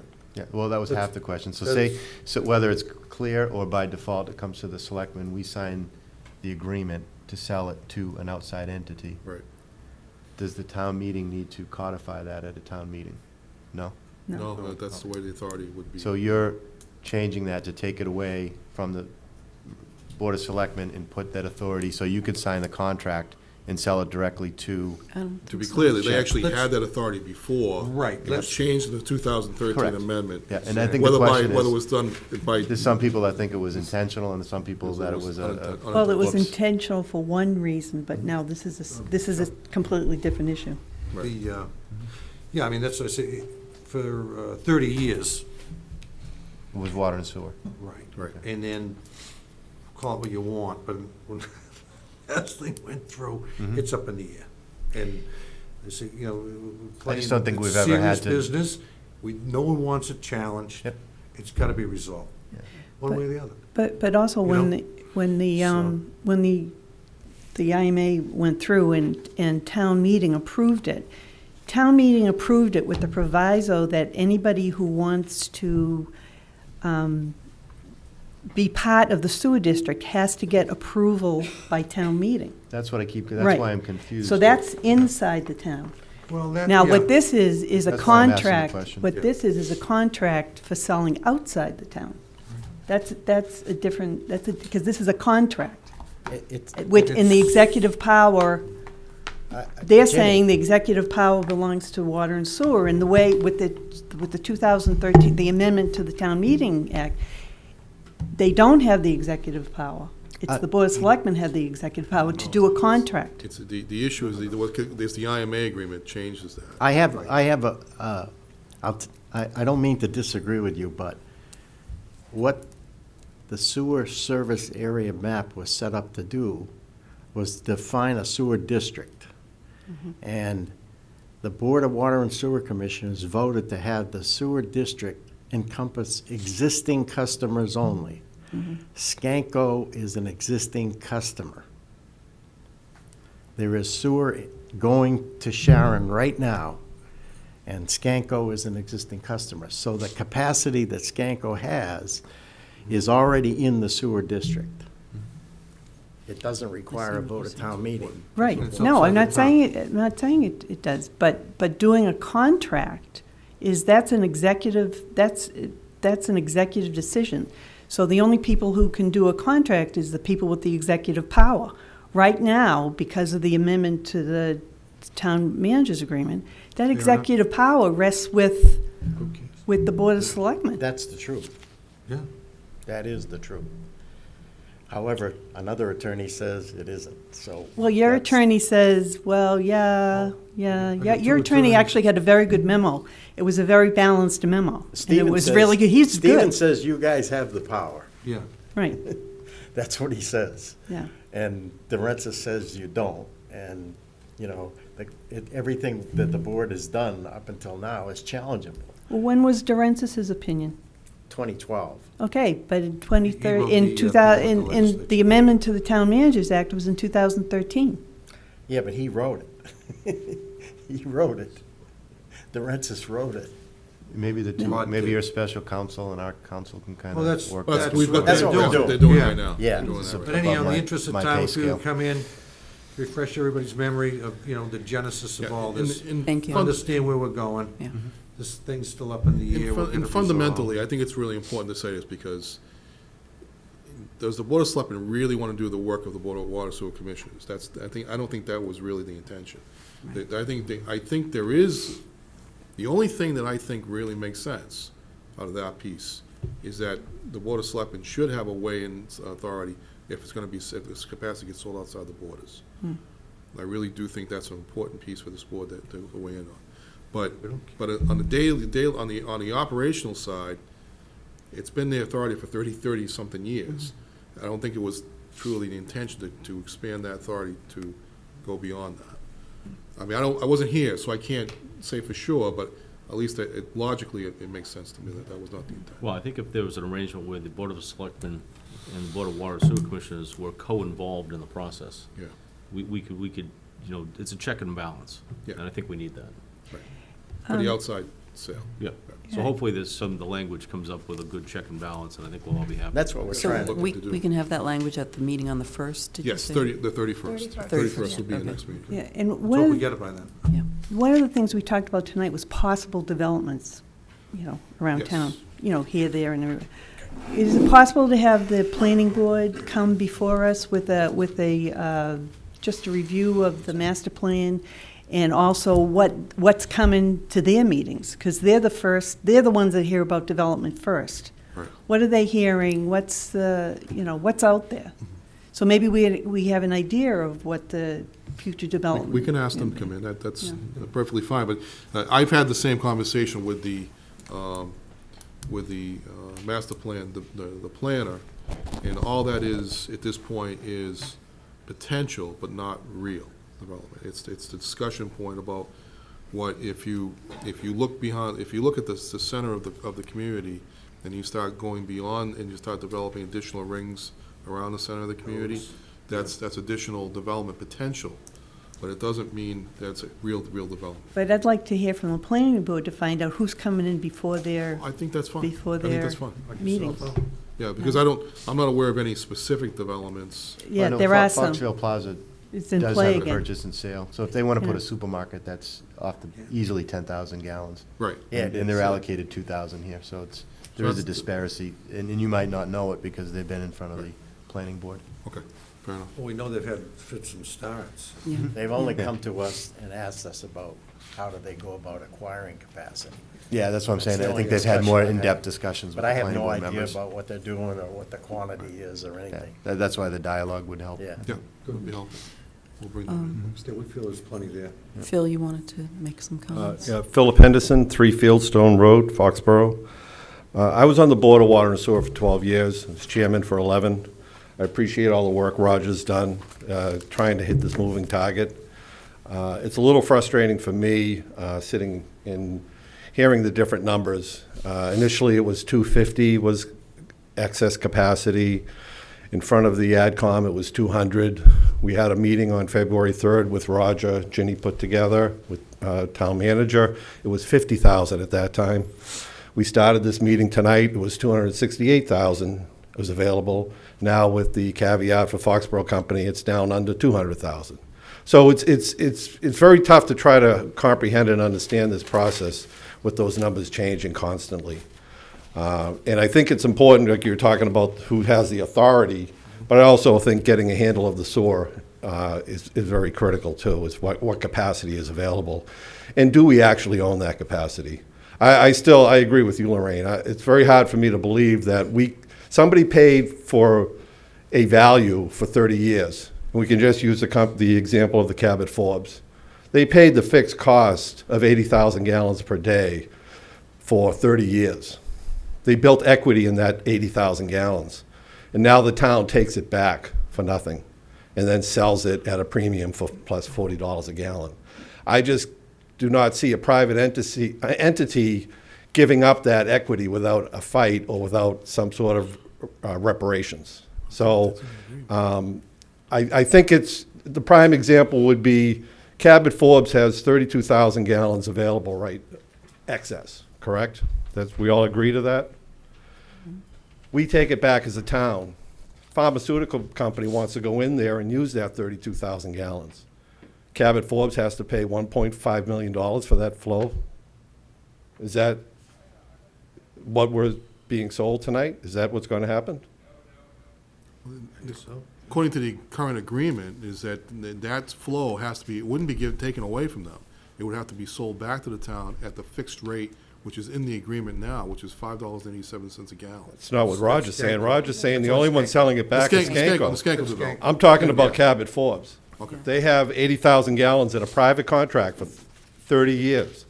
They paid the fixed cost of that equity. Now we're taking that at no cost. We're not paying them for it. They want to use 32,000 gallons 3 years from now. They have to pay $1.5 million under this scenario. Phil, I just want to say that they bought 80,000 gallons of Title V capacity. But they paid the fixed cost for 80,000 gallons. But they bought Title V capacity. Correct, but they paid the fixed cost under the contract for 80,000 gallons for 30 years. Understood. Okay, so. But the Title V capacity, what I'm showing here is flow, not Title V. Do you understand what I'm trying to say? The actual is half of what Title V is. I understand, but what they're doing is they paid the 80,000, they paid the fixed cost in the 80,000. Yep. We're taking it, we're not giving them anything for that equity, and now 2 years from now, they want to buy it back, they have to pay So what you're saying is $1.5 they have the million. expectation that they can keep it and use it in a future date. Well, I don't see anything in writing that Foxborough Company is walking away from this flow, that Cabot Forbes is walking away from this flow, that even Foxfield Plaza is walking away from the 2,000 gallons. They may be using it for the development they need. That's why we asked the legal opinions from two different attorneys. And I'm not here to argue the point, I just want to bring up the point, in that it should be resolved. We should get something in writing from Foxborough Company, because what if they sue the town? Is there exposure to the town for this flow? It's just a point I wanted to just put out there for discussion. I'm not going to argue the point, or we're not going to solve it tonight. I just want to put it out there for discussion. The other thing that was just talked about tonight was II. We've already completed II in the downtown area when we did the rehab of the downtown. And when I was on the board in like 2005, we were exceeding that 264,000 gallons, and now we're down to 232. So II is good, but don't expect as much because we've already done a phase of it. So you know, you're not going to find that pot of gold. You know, I'm not saying we are. So we've already done II, and we've already done remediation, and that's why that 264 is down to 232. Well, So we've seen that benefit, but I think we should be realistic that we may not get much more because we've already gone through a phase of II. And the last thing I just wanted to bring up was we're selling flow from the existing plant.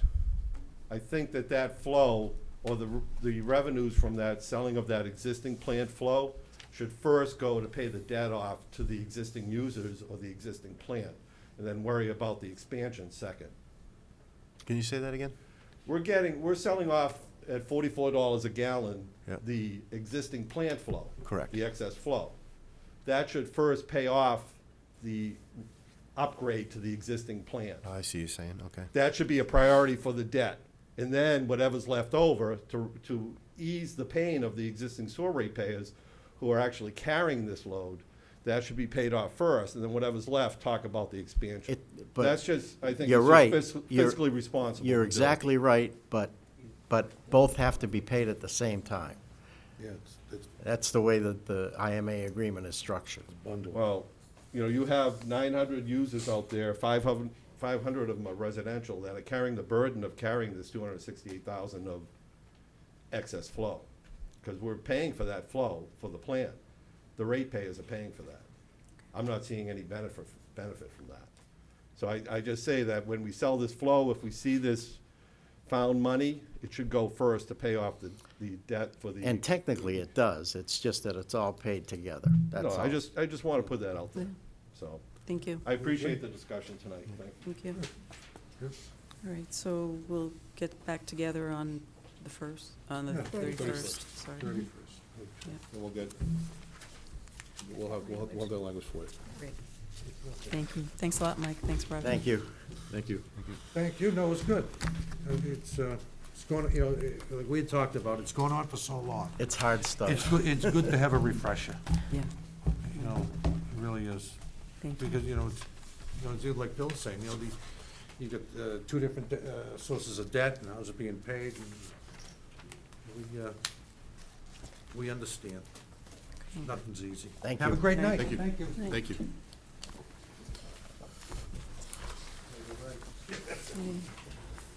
All right, the next item is discussion on the spring warrant articles.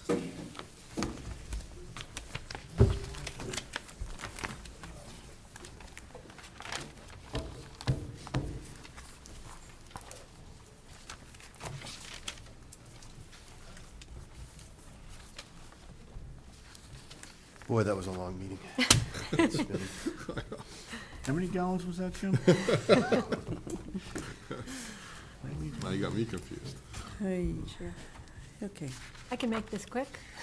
please. Okay, some of the, if you look on the spreadsheet in front of you, there's a column towards the right that says date sent to AdCom.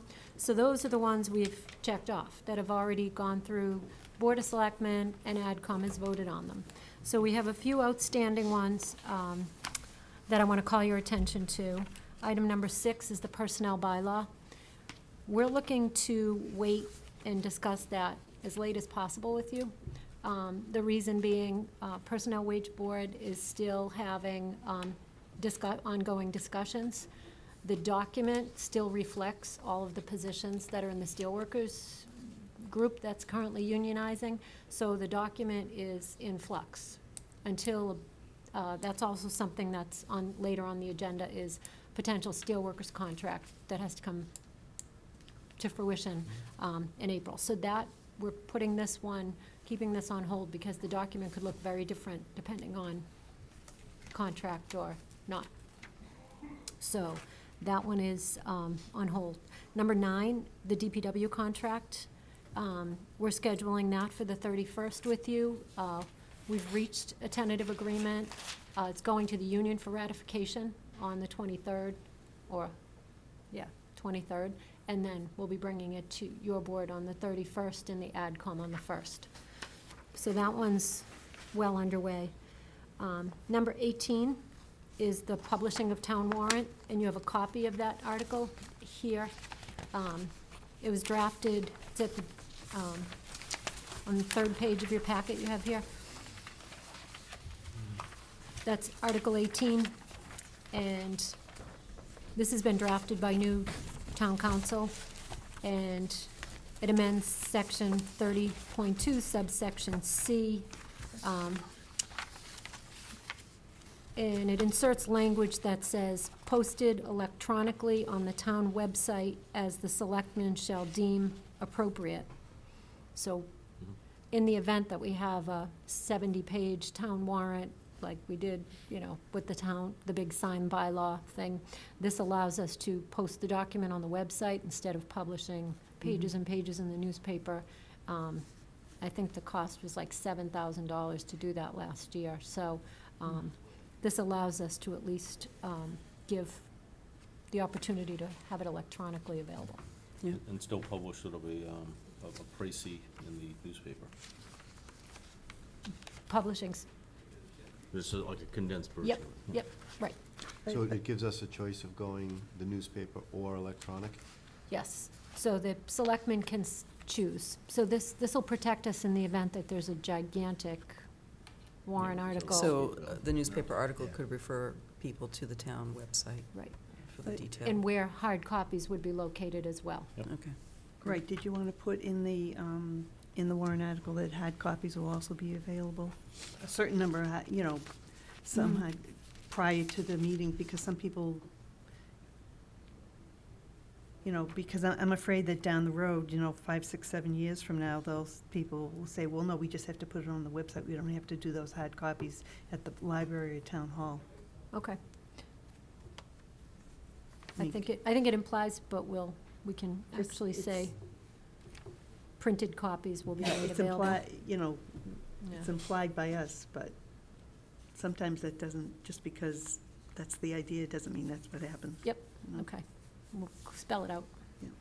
Okay. But other than that edit, are there any other comments or great. questions? Okay. Thank you. So that one is going to go to AdCom pending your approval. That's number 18. And then if you look on the next page is 23.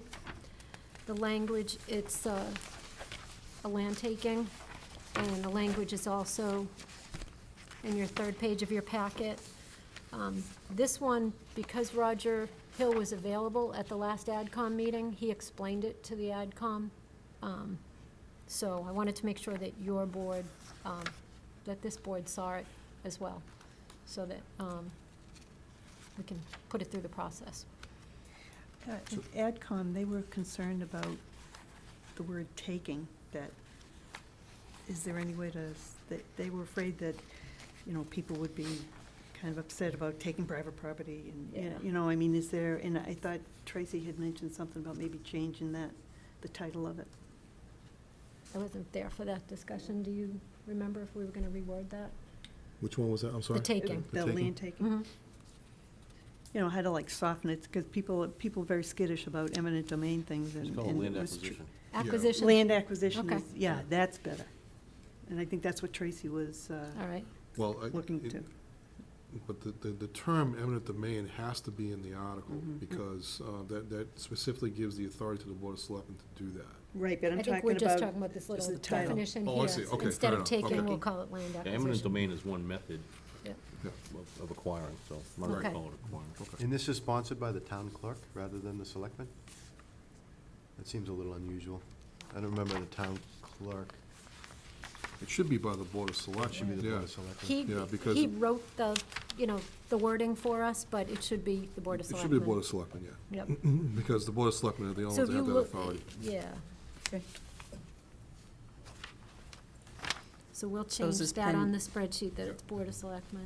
So we have to vote to approve this also? Yep, and if you want to just edit the, you know, with the appropriate edits, that it's presented by the sponsored by the Board of Selectmen, and we're going to call it land acquisition.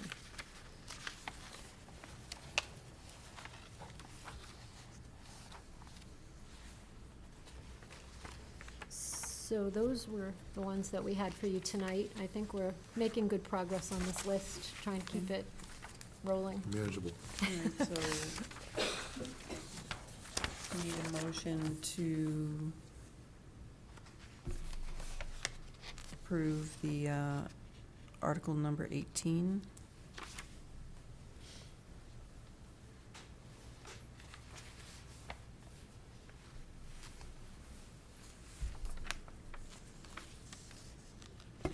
Make a motion to approve Article 18 as written. Well, we were gonna amend it. With an amendment that printed copies will be made available. You're right, you're right. But keep the word "or" in there, the local newspaper or posted Mhm. electronically. I'll second that. Any discussion? All those in favor? Aye. Thank you. And then a motion for article number 23, land, changing the article name to land acquisition. Mhm. And just under discussion, I haven't seen the plan, but why is the town taking this property? Well, what's happened was that this was explained at the hearing, but what happened was this is dealing with an N-grid acquisition for a right-of-way. And there's a small piece that we can't seem to locate the actual deed to it. So, but it seems that the land was actually given to the town. I think the town may have taken it by tax title. And so we can't seem to, but nobody can seem to find locate the actual document that expresses that. So we have to take it again. So we gotta take it, and then it'll actually be provided back to N-Grid for the So we're right-of-way. taking something that we don't have, there's no clear title to. There's no clear title to So it. if It's just a clear If title. Mrs. Johnson shows up 5 years from now and there's something on, only because I've seen this Yeah. before, and it's a little parcel in the middle that nobody knows, and then you go ahead and do something, and then they show up. Yeah, Is it- we think we're we're 99% certain we own it. It's just the fact that there's no document that could be located. Bob Cullen did a title search on it, and he couldn't seem to locate this one small piece. It's like a of land. strip along the railroad It's a strip. track that goes across Elm Street to the DPW. Would that have an action taken at town meeting to do that? No, well, if it was done through tax title, then it was, then what happened was that the land, it's the treasurer just takes the property Right, for the right. town. It may not have been recorded that way, and as a result, because there's nothing that reflects that actual piece. But to clear that piece up, the best way to do it is to take it by eminent domain, and then turn it over to N-Grid to finalize the right-of-way. I need a motion. Usually to take it by eminent domain, there's a process you go through of notification, so we're going right to town meeting to say we're taking this by eminent domain. No, actually, what happens is that it just will authorize the Board of Selectmen to take it. Yeah. So then you have the authority to take it afterwards. All right, so then the process would be to go through your normal, council will advise you as to how to actually take it. But this will actually authorize you to do it. You can't take it without town meeting authorizing you to do that. And has a land, and I'm not trying to, has an attorney looked at this, a legal counsel to do title research going back to the 1900s, 1800s Well- before we get to this point? Well, Bob Cutler did the actual title research. And okay. he went to the Registry of Deeds and couldn't locate anything Nothing, like that. okay. All right. So we did the title search that way.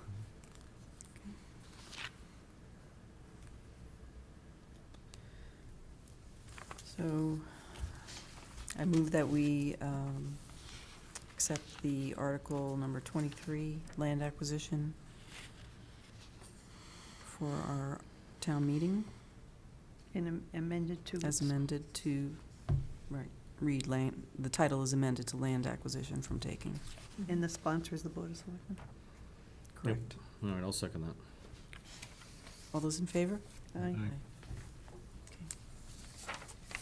And then just, we had Article 24 that was going to be discussed tonight, but we didn't, I think that one could be the 31st, if that's okay. Mhm. Is that all right? Thank you. What I wanted to see when I saw, can we find out from Roger what the capacity is that's going to be requested for these streets? So how many gallons per each? You know, just to give us an idea of what the, Mhm.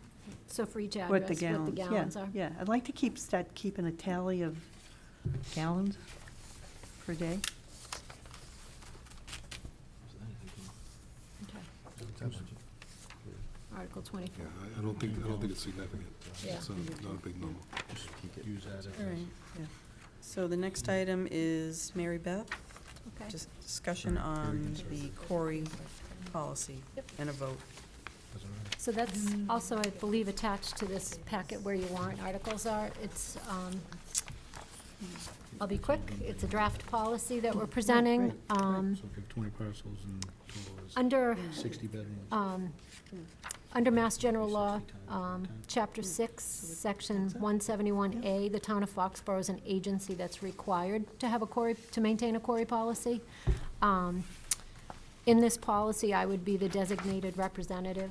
I'm Corey certified. Also within this policy, it requires that we keep the results confidential, we ensure the proper verification, we follow the dissemination rules, you know, the restrictions, and also follow a filing and destruction process. We have had, we have a drafted policy on adverse decisions, so if we're gonna make an adverse employment action, we have a letter that we give to the people.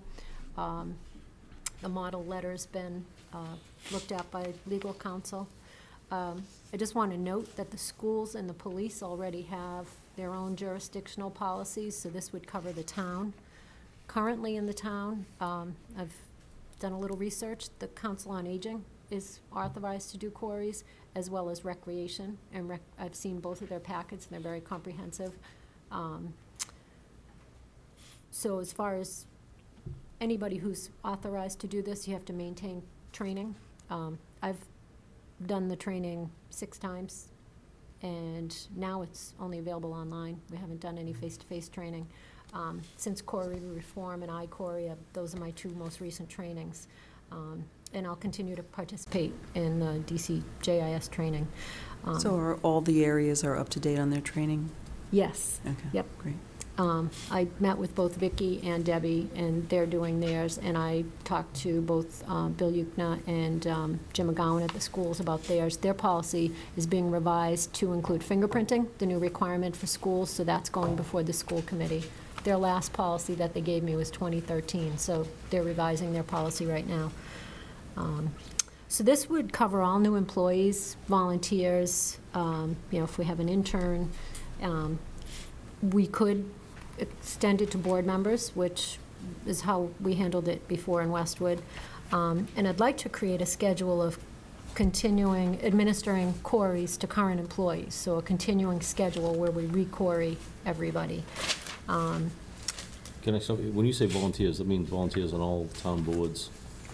Yeah, Might go through the I process. think what the requirement we look at is, if they're gonna be exposed to a vulnerable population, so say a recreation board member participates in a recreation program, or a library trustee sits in on a program, or council on aging board member, does, you know, is in a program.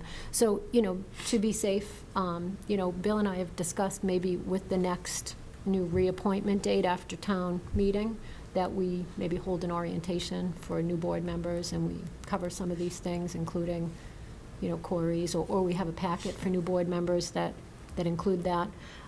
So those are the kind of things that we wanted to bring up for discussion tonight. I'm also going to be sharing this policy. I've sent a draft to the Child Sexual Abuse Committee. I'm meeting with them in April. They took a great interest in what our Corey policy was, and I'm going to meet with them. And just, all of these forms have been reviewed by council, and, we're submitting them tonight for your comment and review. You said this is a draft? This is a draft, yep. Okay. There's one thing I had here in section 2. Mhm. So the assistant town manager must maintain and keep a current list of each individual authorized to have access to or view quarries. Is that list What organized that, yet? at this point, I believe that Ed O'Leary would be the person I would go to if I had a concern. That's the process that I used in Westwood. A town manager obviously would be also able to see that. So if we're gonna make an adverse selection about employment, It's going to be a short list. yeah, it's Okay. usually just town manager and police chief.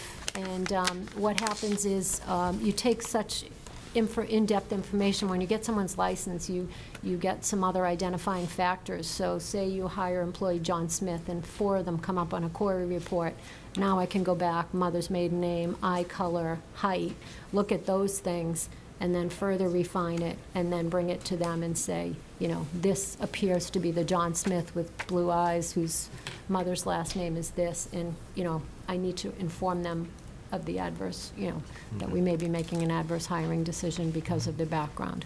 So you need to be able to bounce it off. There's a check and balance. Yeah, no, that Yeah. sounds pretty good. But, yeah, those would be the only 2 people that I could imagine being on that list, unless you deem somebody else. Apart from approving the policy, what's our role in this? We want to review it with you so you're aware of it. Yeah. Ultimately, I actually would approve this because it's a working policy for Right. the operations, but we want, our goal is there's 2 lines on this to say, reviewed with the Board of Selectmen on this date, second, and then approved by the manager on this date. All right, so that you're all aware of what we're doing. Okay. All right. Mary Beth, thank you. We started looking at this almost 2 years ago with the Child Sexual Abuse Awareness Committee. And we'd asked 4 different people, and we got 4 different answers. School committee, very good at what they do. Police are very good at what they do. But and not that the other departments weren't, but rec, DPW, senior services, library, who's does it, where's a clearinghouse? It was kind of all over the place. So I was with them Thursday night, and they started reviewing it. So they probably have some comments, but they were Good. thrilled that this is Oh, good. finally in one place, and Yeah. we can kind of, because I think this policy is going to be the basis for what they use for the youth coaches and the basketball and all that stuff. So it's That's it's great. a very, very important document. I know you Good. spent a lot of time on it. So thank you. Thank you. Mary Beth, you said this, people would be quarried annually? So every year they would be? That was the practice that we used, that I've been trained on, is for those people dealing with the vulnerable populations or going into people's homes, we would want to do it on an annual basis. So there's no surprises. So, if you have inspectors or council on aging or a library, we would want to do it on an annual basis, recreation counselors, those kind of things. But for the board members, we used to do it their term, if it was a 3-year term. I know it used to be that, years ago, when you tried to do quarry checks, it was a backlog. It Oh. would take Yeah. months and months Yeah, and months that's to get changed. in. I can Is get it- it in 30 minutes sometimes. Oh, good. If there's Yeah. no quarry. Yeah, It's they've all changed it. I-quarry, and it goes right through the CGIS system, and it comes right back. When they take a little longer, that's where I get concerned, because sometimes there might be a record on file, but they're really quick. Yeah. I'd say 24 hours would be a long time. Yeah. Any other questions? Great, thanks very much. All right, thank you. So, Thank you. the last item on our agenda is the town manager update. Bill? Thank you, Madam Chair. It's been a busy few weeks, lots of stuff going on, but last Tuesday, I attended the New England Leadership Summit in Boston at the District Hall meeting facility in Boston, March 11th. That was the closing. It was the New England Leadership Summit closing the next smart growth deal. So it was all about hearing from experts from around the country, actually, talking about what's been going on in terms of smart growth, some of the newest ideas that's been coming down the road. There were a number of really great speakers that presented that day. I actually went with Bill Ross, town manager from Mansfield. The two of us traveled together to that meeting. And then at the same time, I was able to meet two of the new secretaries, Secretary of Economic Development as well as Secretary of Transportation, who both attended that meeting and both expressed an interest in talking to us further down the road about some of the things going on here in Foxborough. So it was a very productive day for me to hear what's been going on and to actually start thinking about what could potentially happen here in this community for the next generation of development and how we need to really start thinking long term about what our growth potential is really all about. Some really interesting ideas about how they're looking at transportation into the future, almost building like a gondola system that's being used in some cities right now, and particularly in Europe, to transport people around the city, trying to get through the city, because it's a much cheaper mode of transportation, probably one of the more cheaper ones, believe it or not, because all you do is you're erecting a pole in an area and then connecting a cable with the cars going to it, and it actually moves people around the city. Pretty interesting. Thanks, Walt Disney. Yeah, exactly.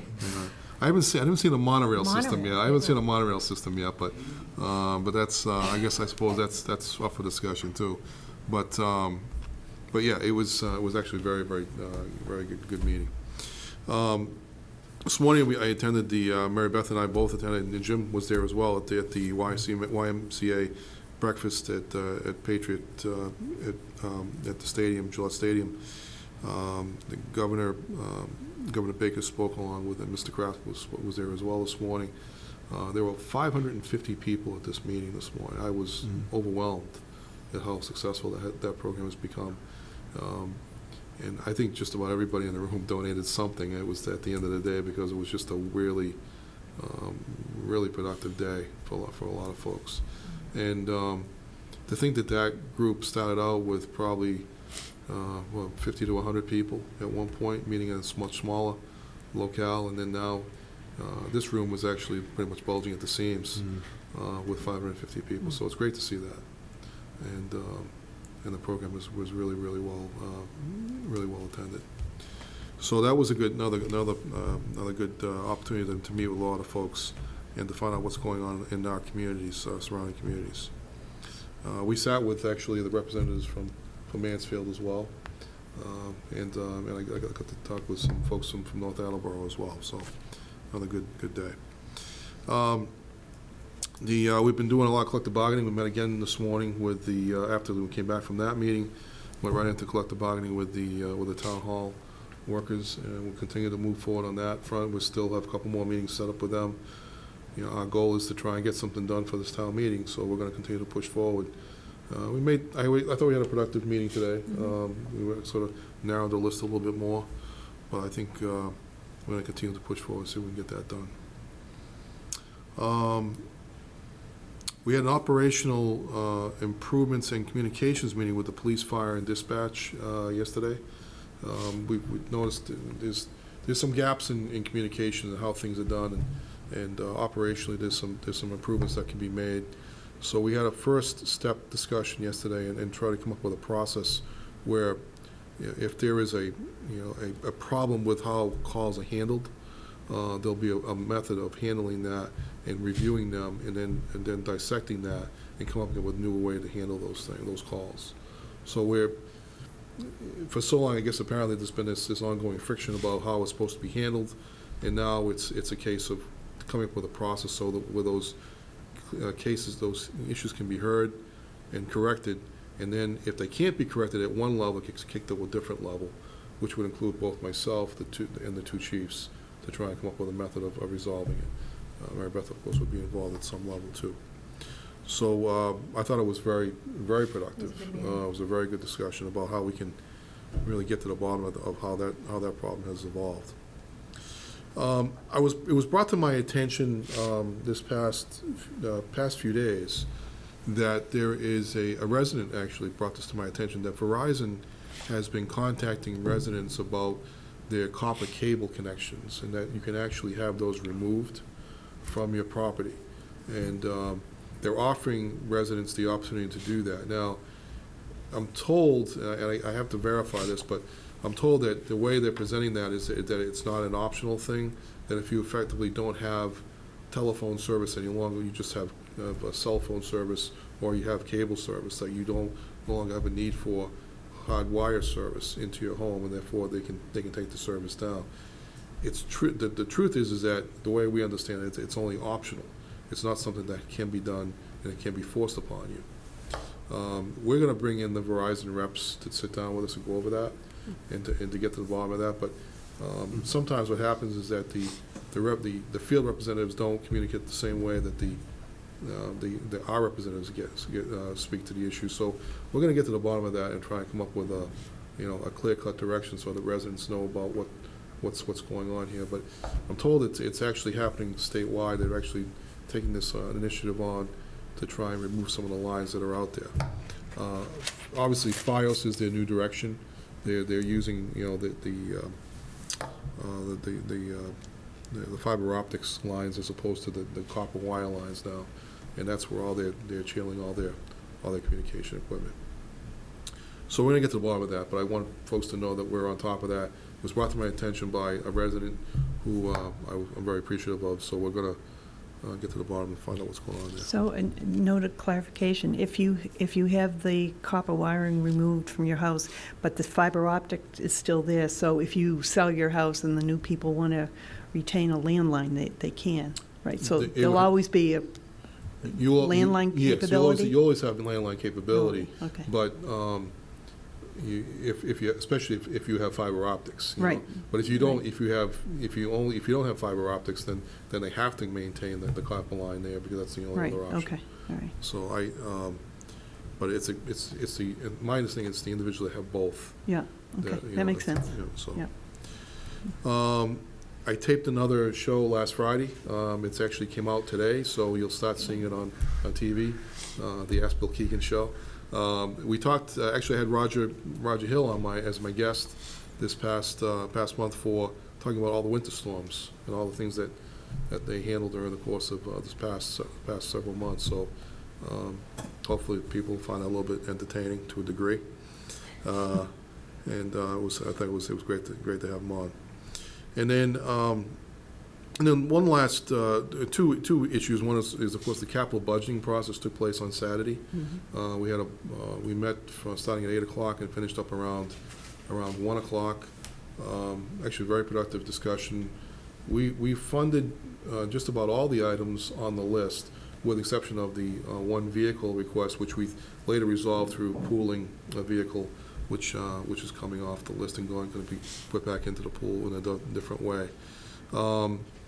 I have since been told today, as a matter of fact, that we're not sure we're going to be able to fund one of those, the large truck, the $170,000 truck, because there is some limitations apparently through the Chapter 90 funding that we can't use it, all the full potential of that. We looked at one option for doing it, so Roger said he would actually forego that until next year, Great. if necessary. So we'll still have a balanced budget for doing that. So that we funded a lot of really great requests. It's hard to say no to any of them, to be honest with you, because they're all are really, really well thought out. And the list has really shrunk, I'm told. I wasn't here, obviously, when the list was much bigger, but the list has shrunk to a much more manageable level. And so therefore, we're in a pretty good position to address most of the requests that came through the door. So turf field lighting. Turf field lighting was approved. So it was about a $165,000 request, which is a much reduced request because of the donation or the discount that's been received on the lighting itself, on the equipment. So we're very pleased to be able to push that forward. From Sam Burns' family. The Sam Burns family was very helpful in making that happen. So it's great to see that happen. And we're one step closer to getting that campus effect at the high school, so I'm pleased to see that making such good progress. And then last but not least, and I want to make this, publicly address this issue, was that we had an unfortunate, and I call it unfortunate, and it was clearly unintentional situation that occurred where signatures were collected for a ballot question recently by one of our employees, and it was done, and the names were collected while the person was on duty, not unknowingly realizing that that could not be done here in Massachusetts. The person had worked in in another jurisdiction outside of Massachusetts where the rules were different, and this person was not aware of the situation. So the article was in the newspaper. I agreed to address it immediately, which we did. And then on Monday morning, we put the word out to all employees that that collection of signatures for ballot questions or ballot issues or for any candidate cannot be done while the person is on duty or wearing a town uniform. There are strict limitations in Massachusetts law that prohibit that. So we've provided employees with the advisory from the State Ethics Commission as to what can and can't be done, as well as we're going to provide some additional training to employees as well. But it's interesting, there are parts of the documents that we provide now that don't really specifically speak to this issue. So we found a gap in the process of how that training should be done. So out of every difficult thing, some good and ability for us to further train our employees properly as to how these things should or shouldn't be done. So it's unfortunate. The person who did it was completely remorseful about it, didn't apologize profusely, didn't realize what was going on, and so we've addressed it, and I'm pleased to be able to say that we're going to move forward in a positive direction from there. And I think that wraps it up. Yeah. Bill, we had that meeting with Dan Murphy too, where yes, thank you. Dan provided us with an update of some issues that were going on with the craft organization. So we invited him to come in front of the board to present. Give the full board a presentation of that. Presentation to everyone. It should be good, and Dan's agreed to do that. So we're going to set up a time, and you and I work together on identifying that time. And okay. But I think, it's always helpful to get that dialogue going, and there's some interesting things going on that they've got plans for, and I think it's good that we're able to at least get some of that information out in a timely way. Great. Okay. Thank you. Thank you. Are we all finished with our action items? Yes. Yep. Okay. That's it. I have a motion. I'll make a motion to adjourn. Second. All those in favor? Aye. Thank you. Good night.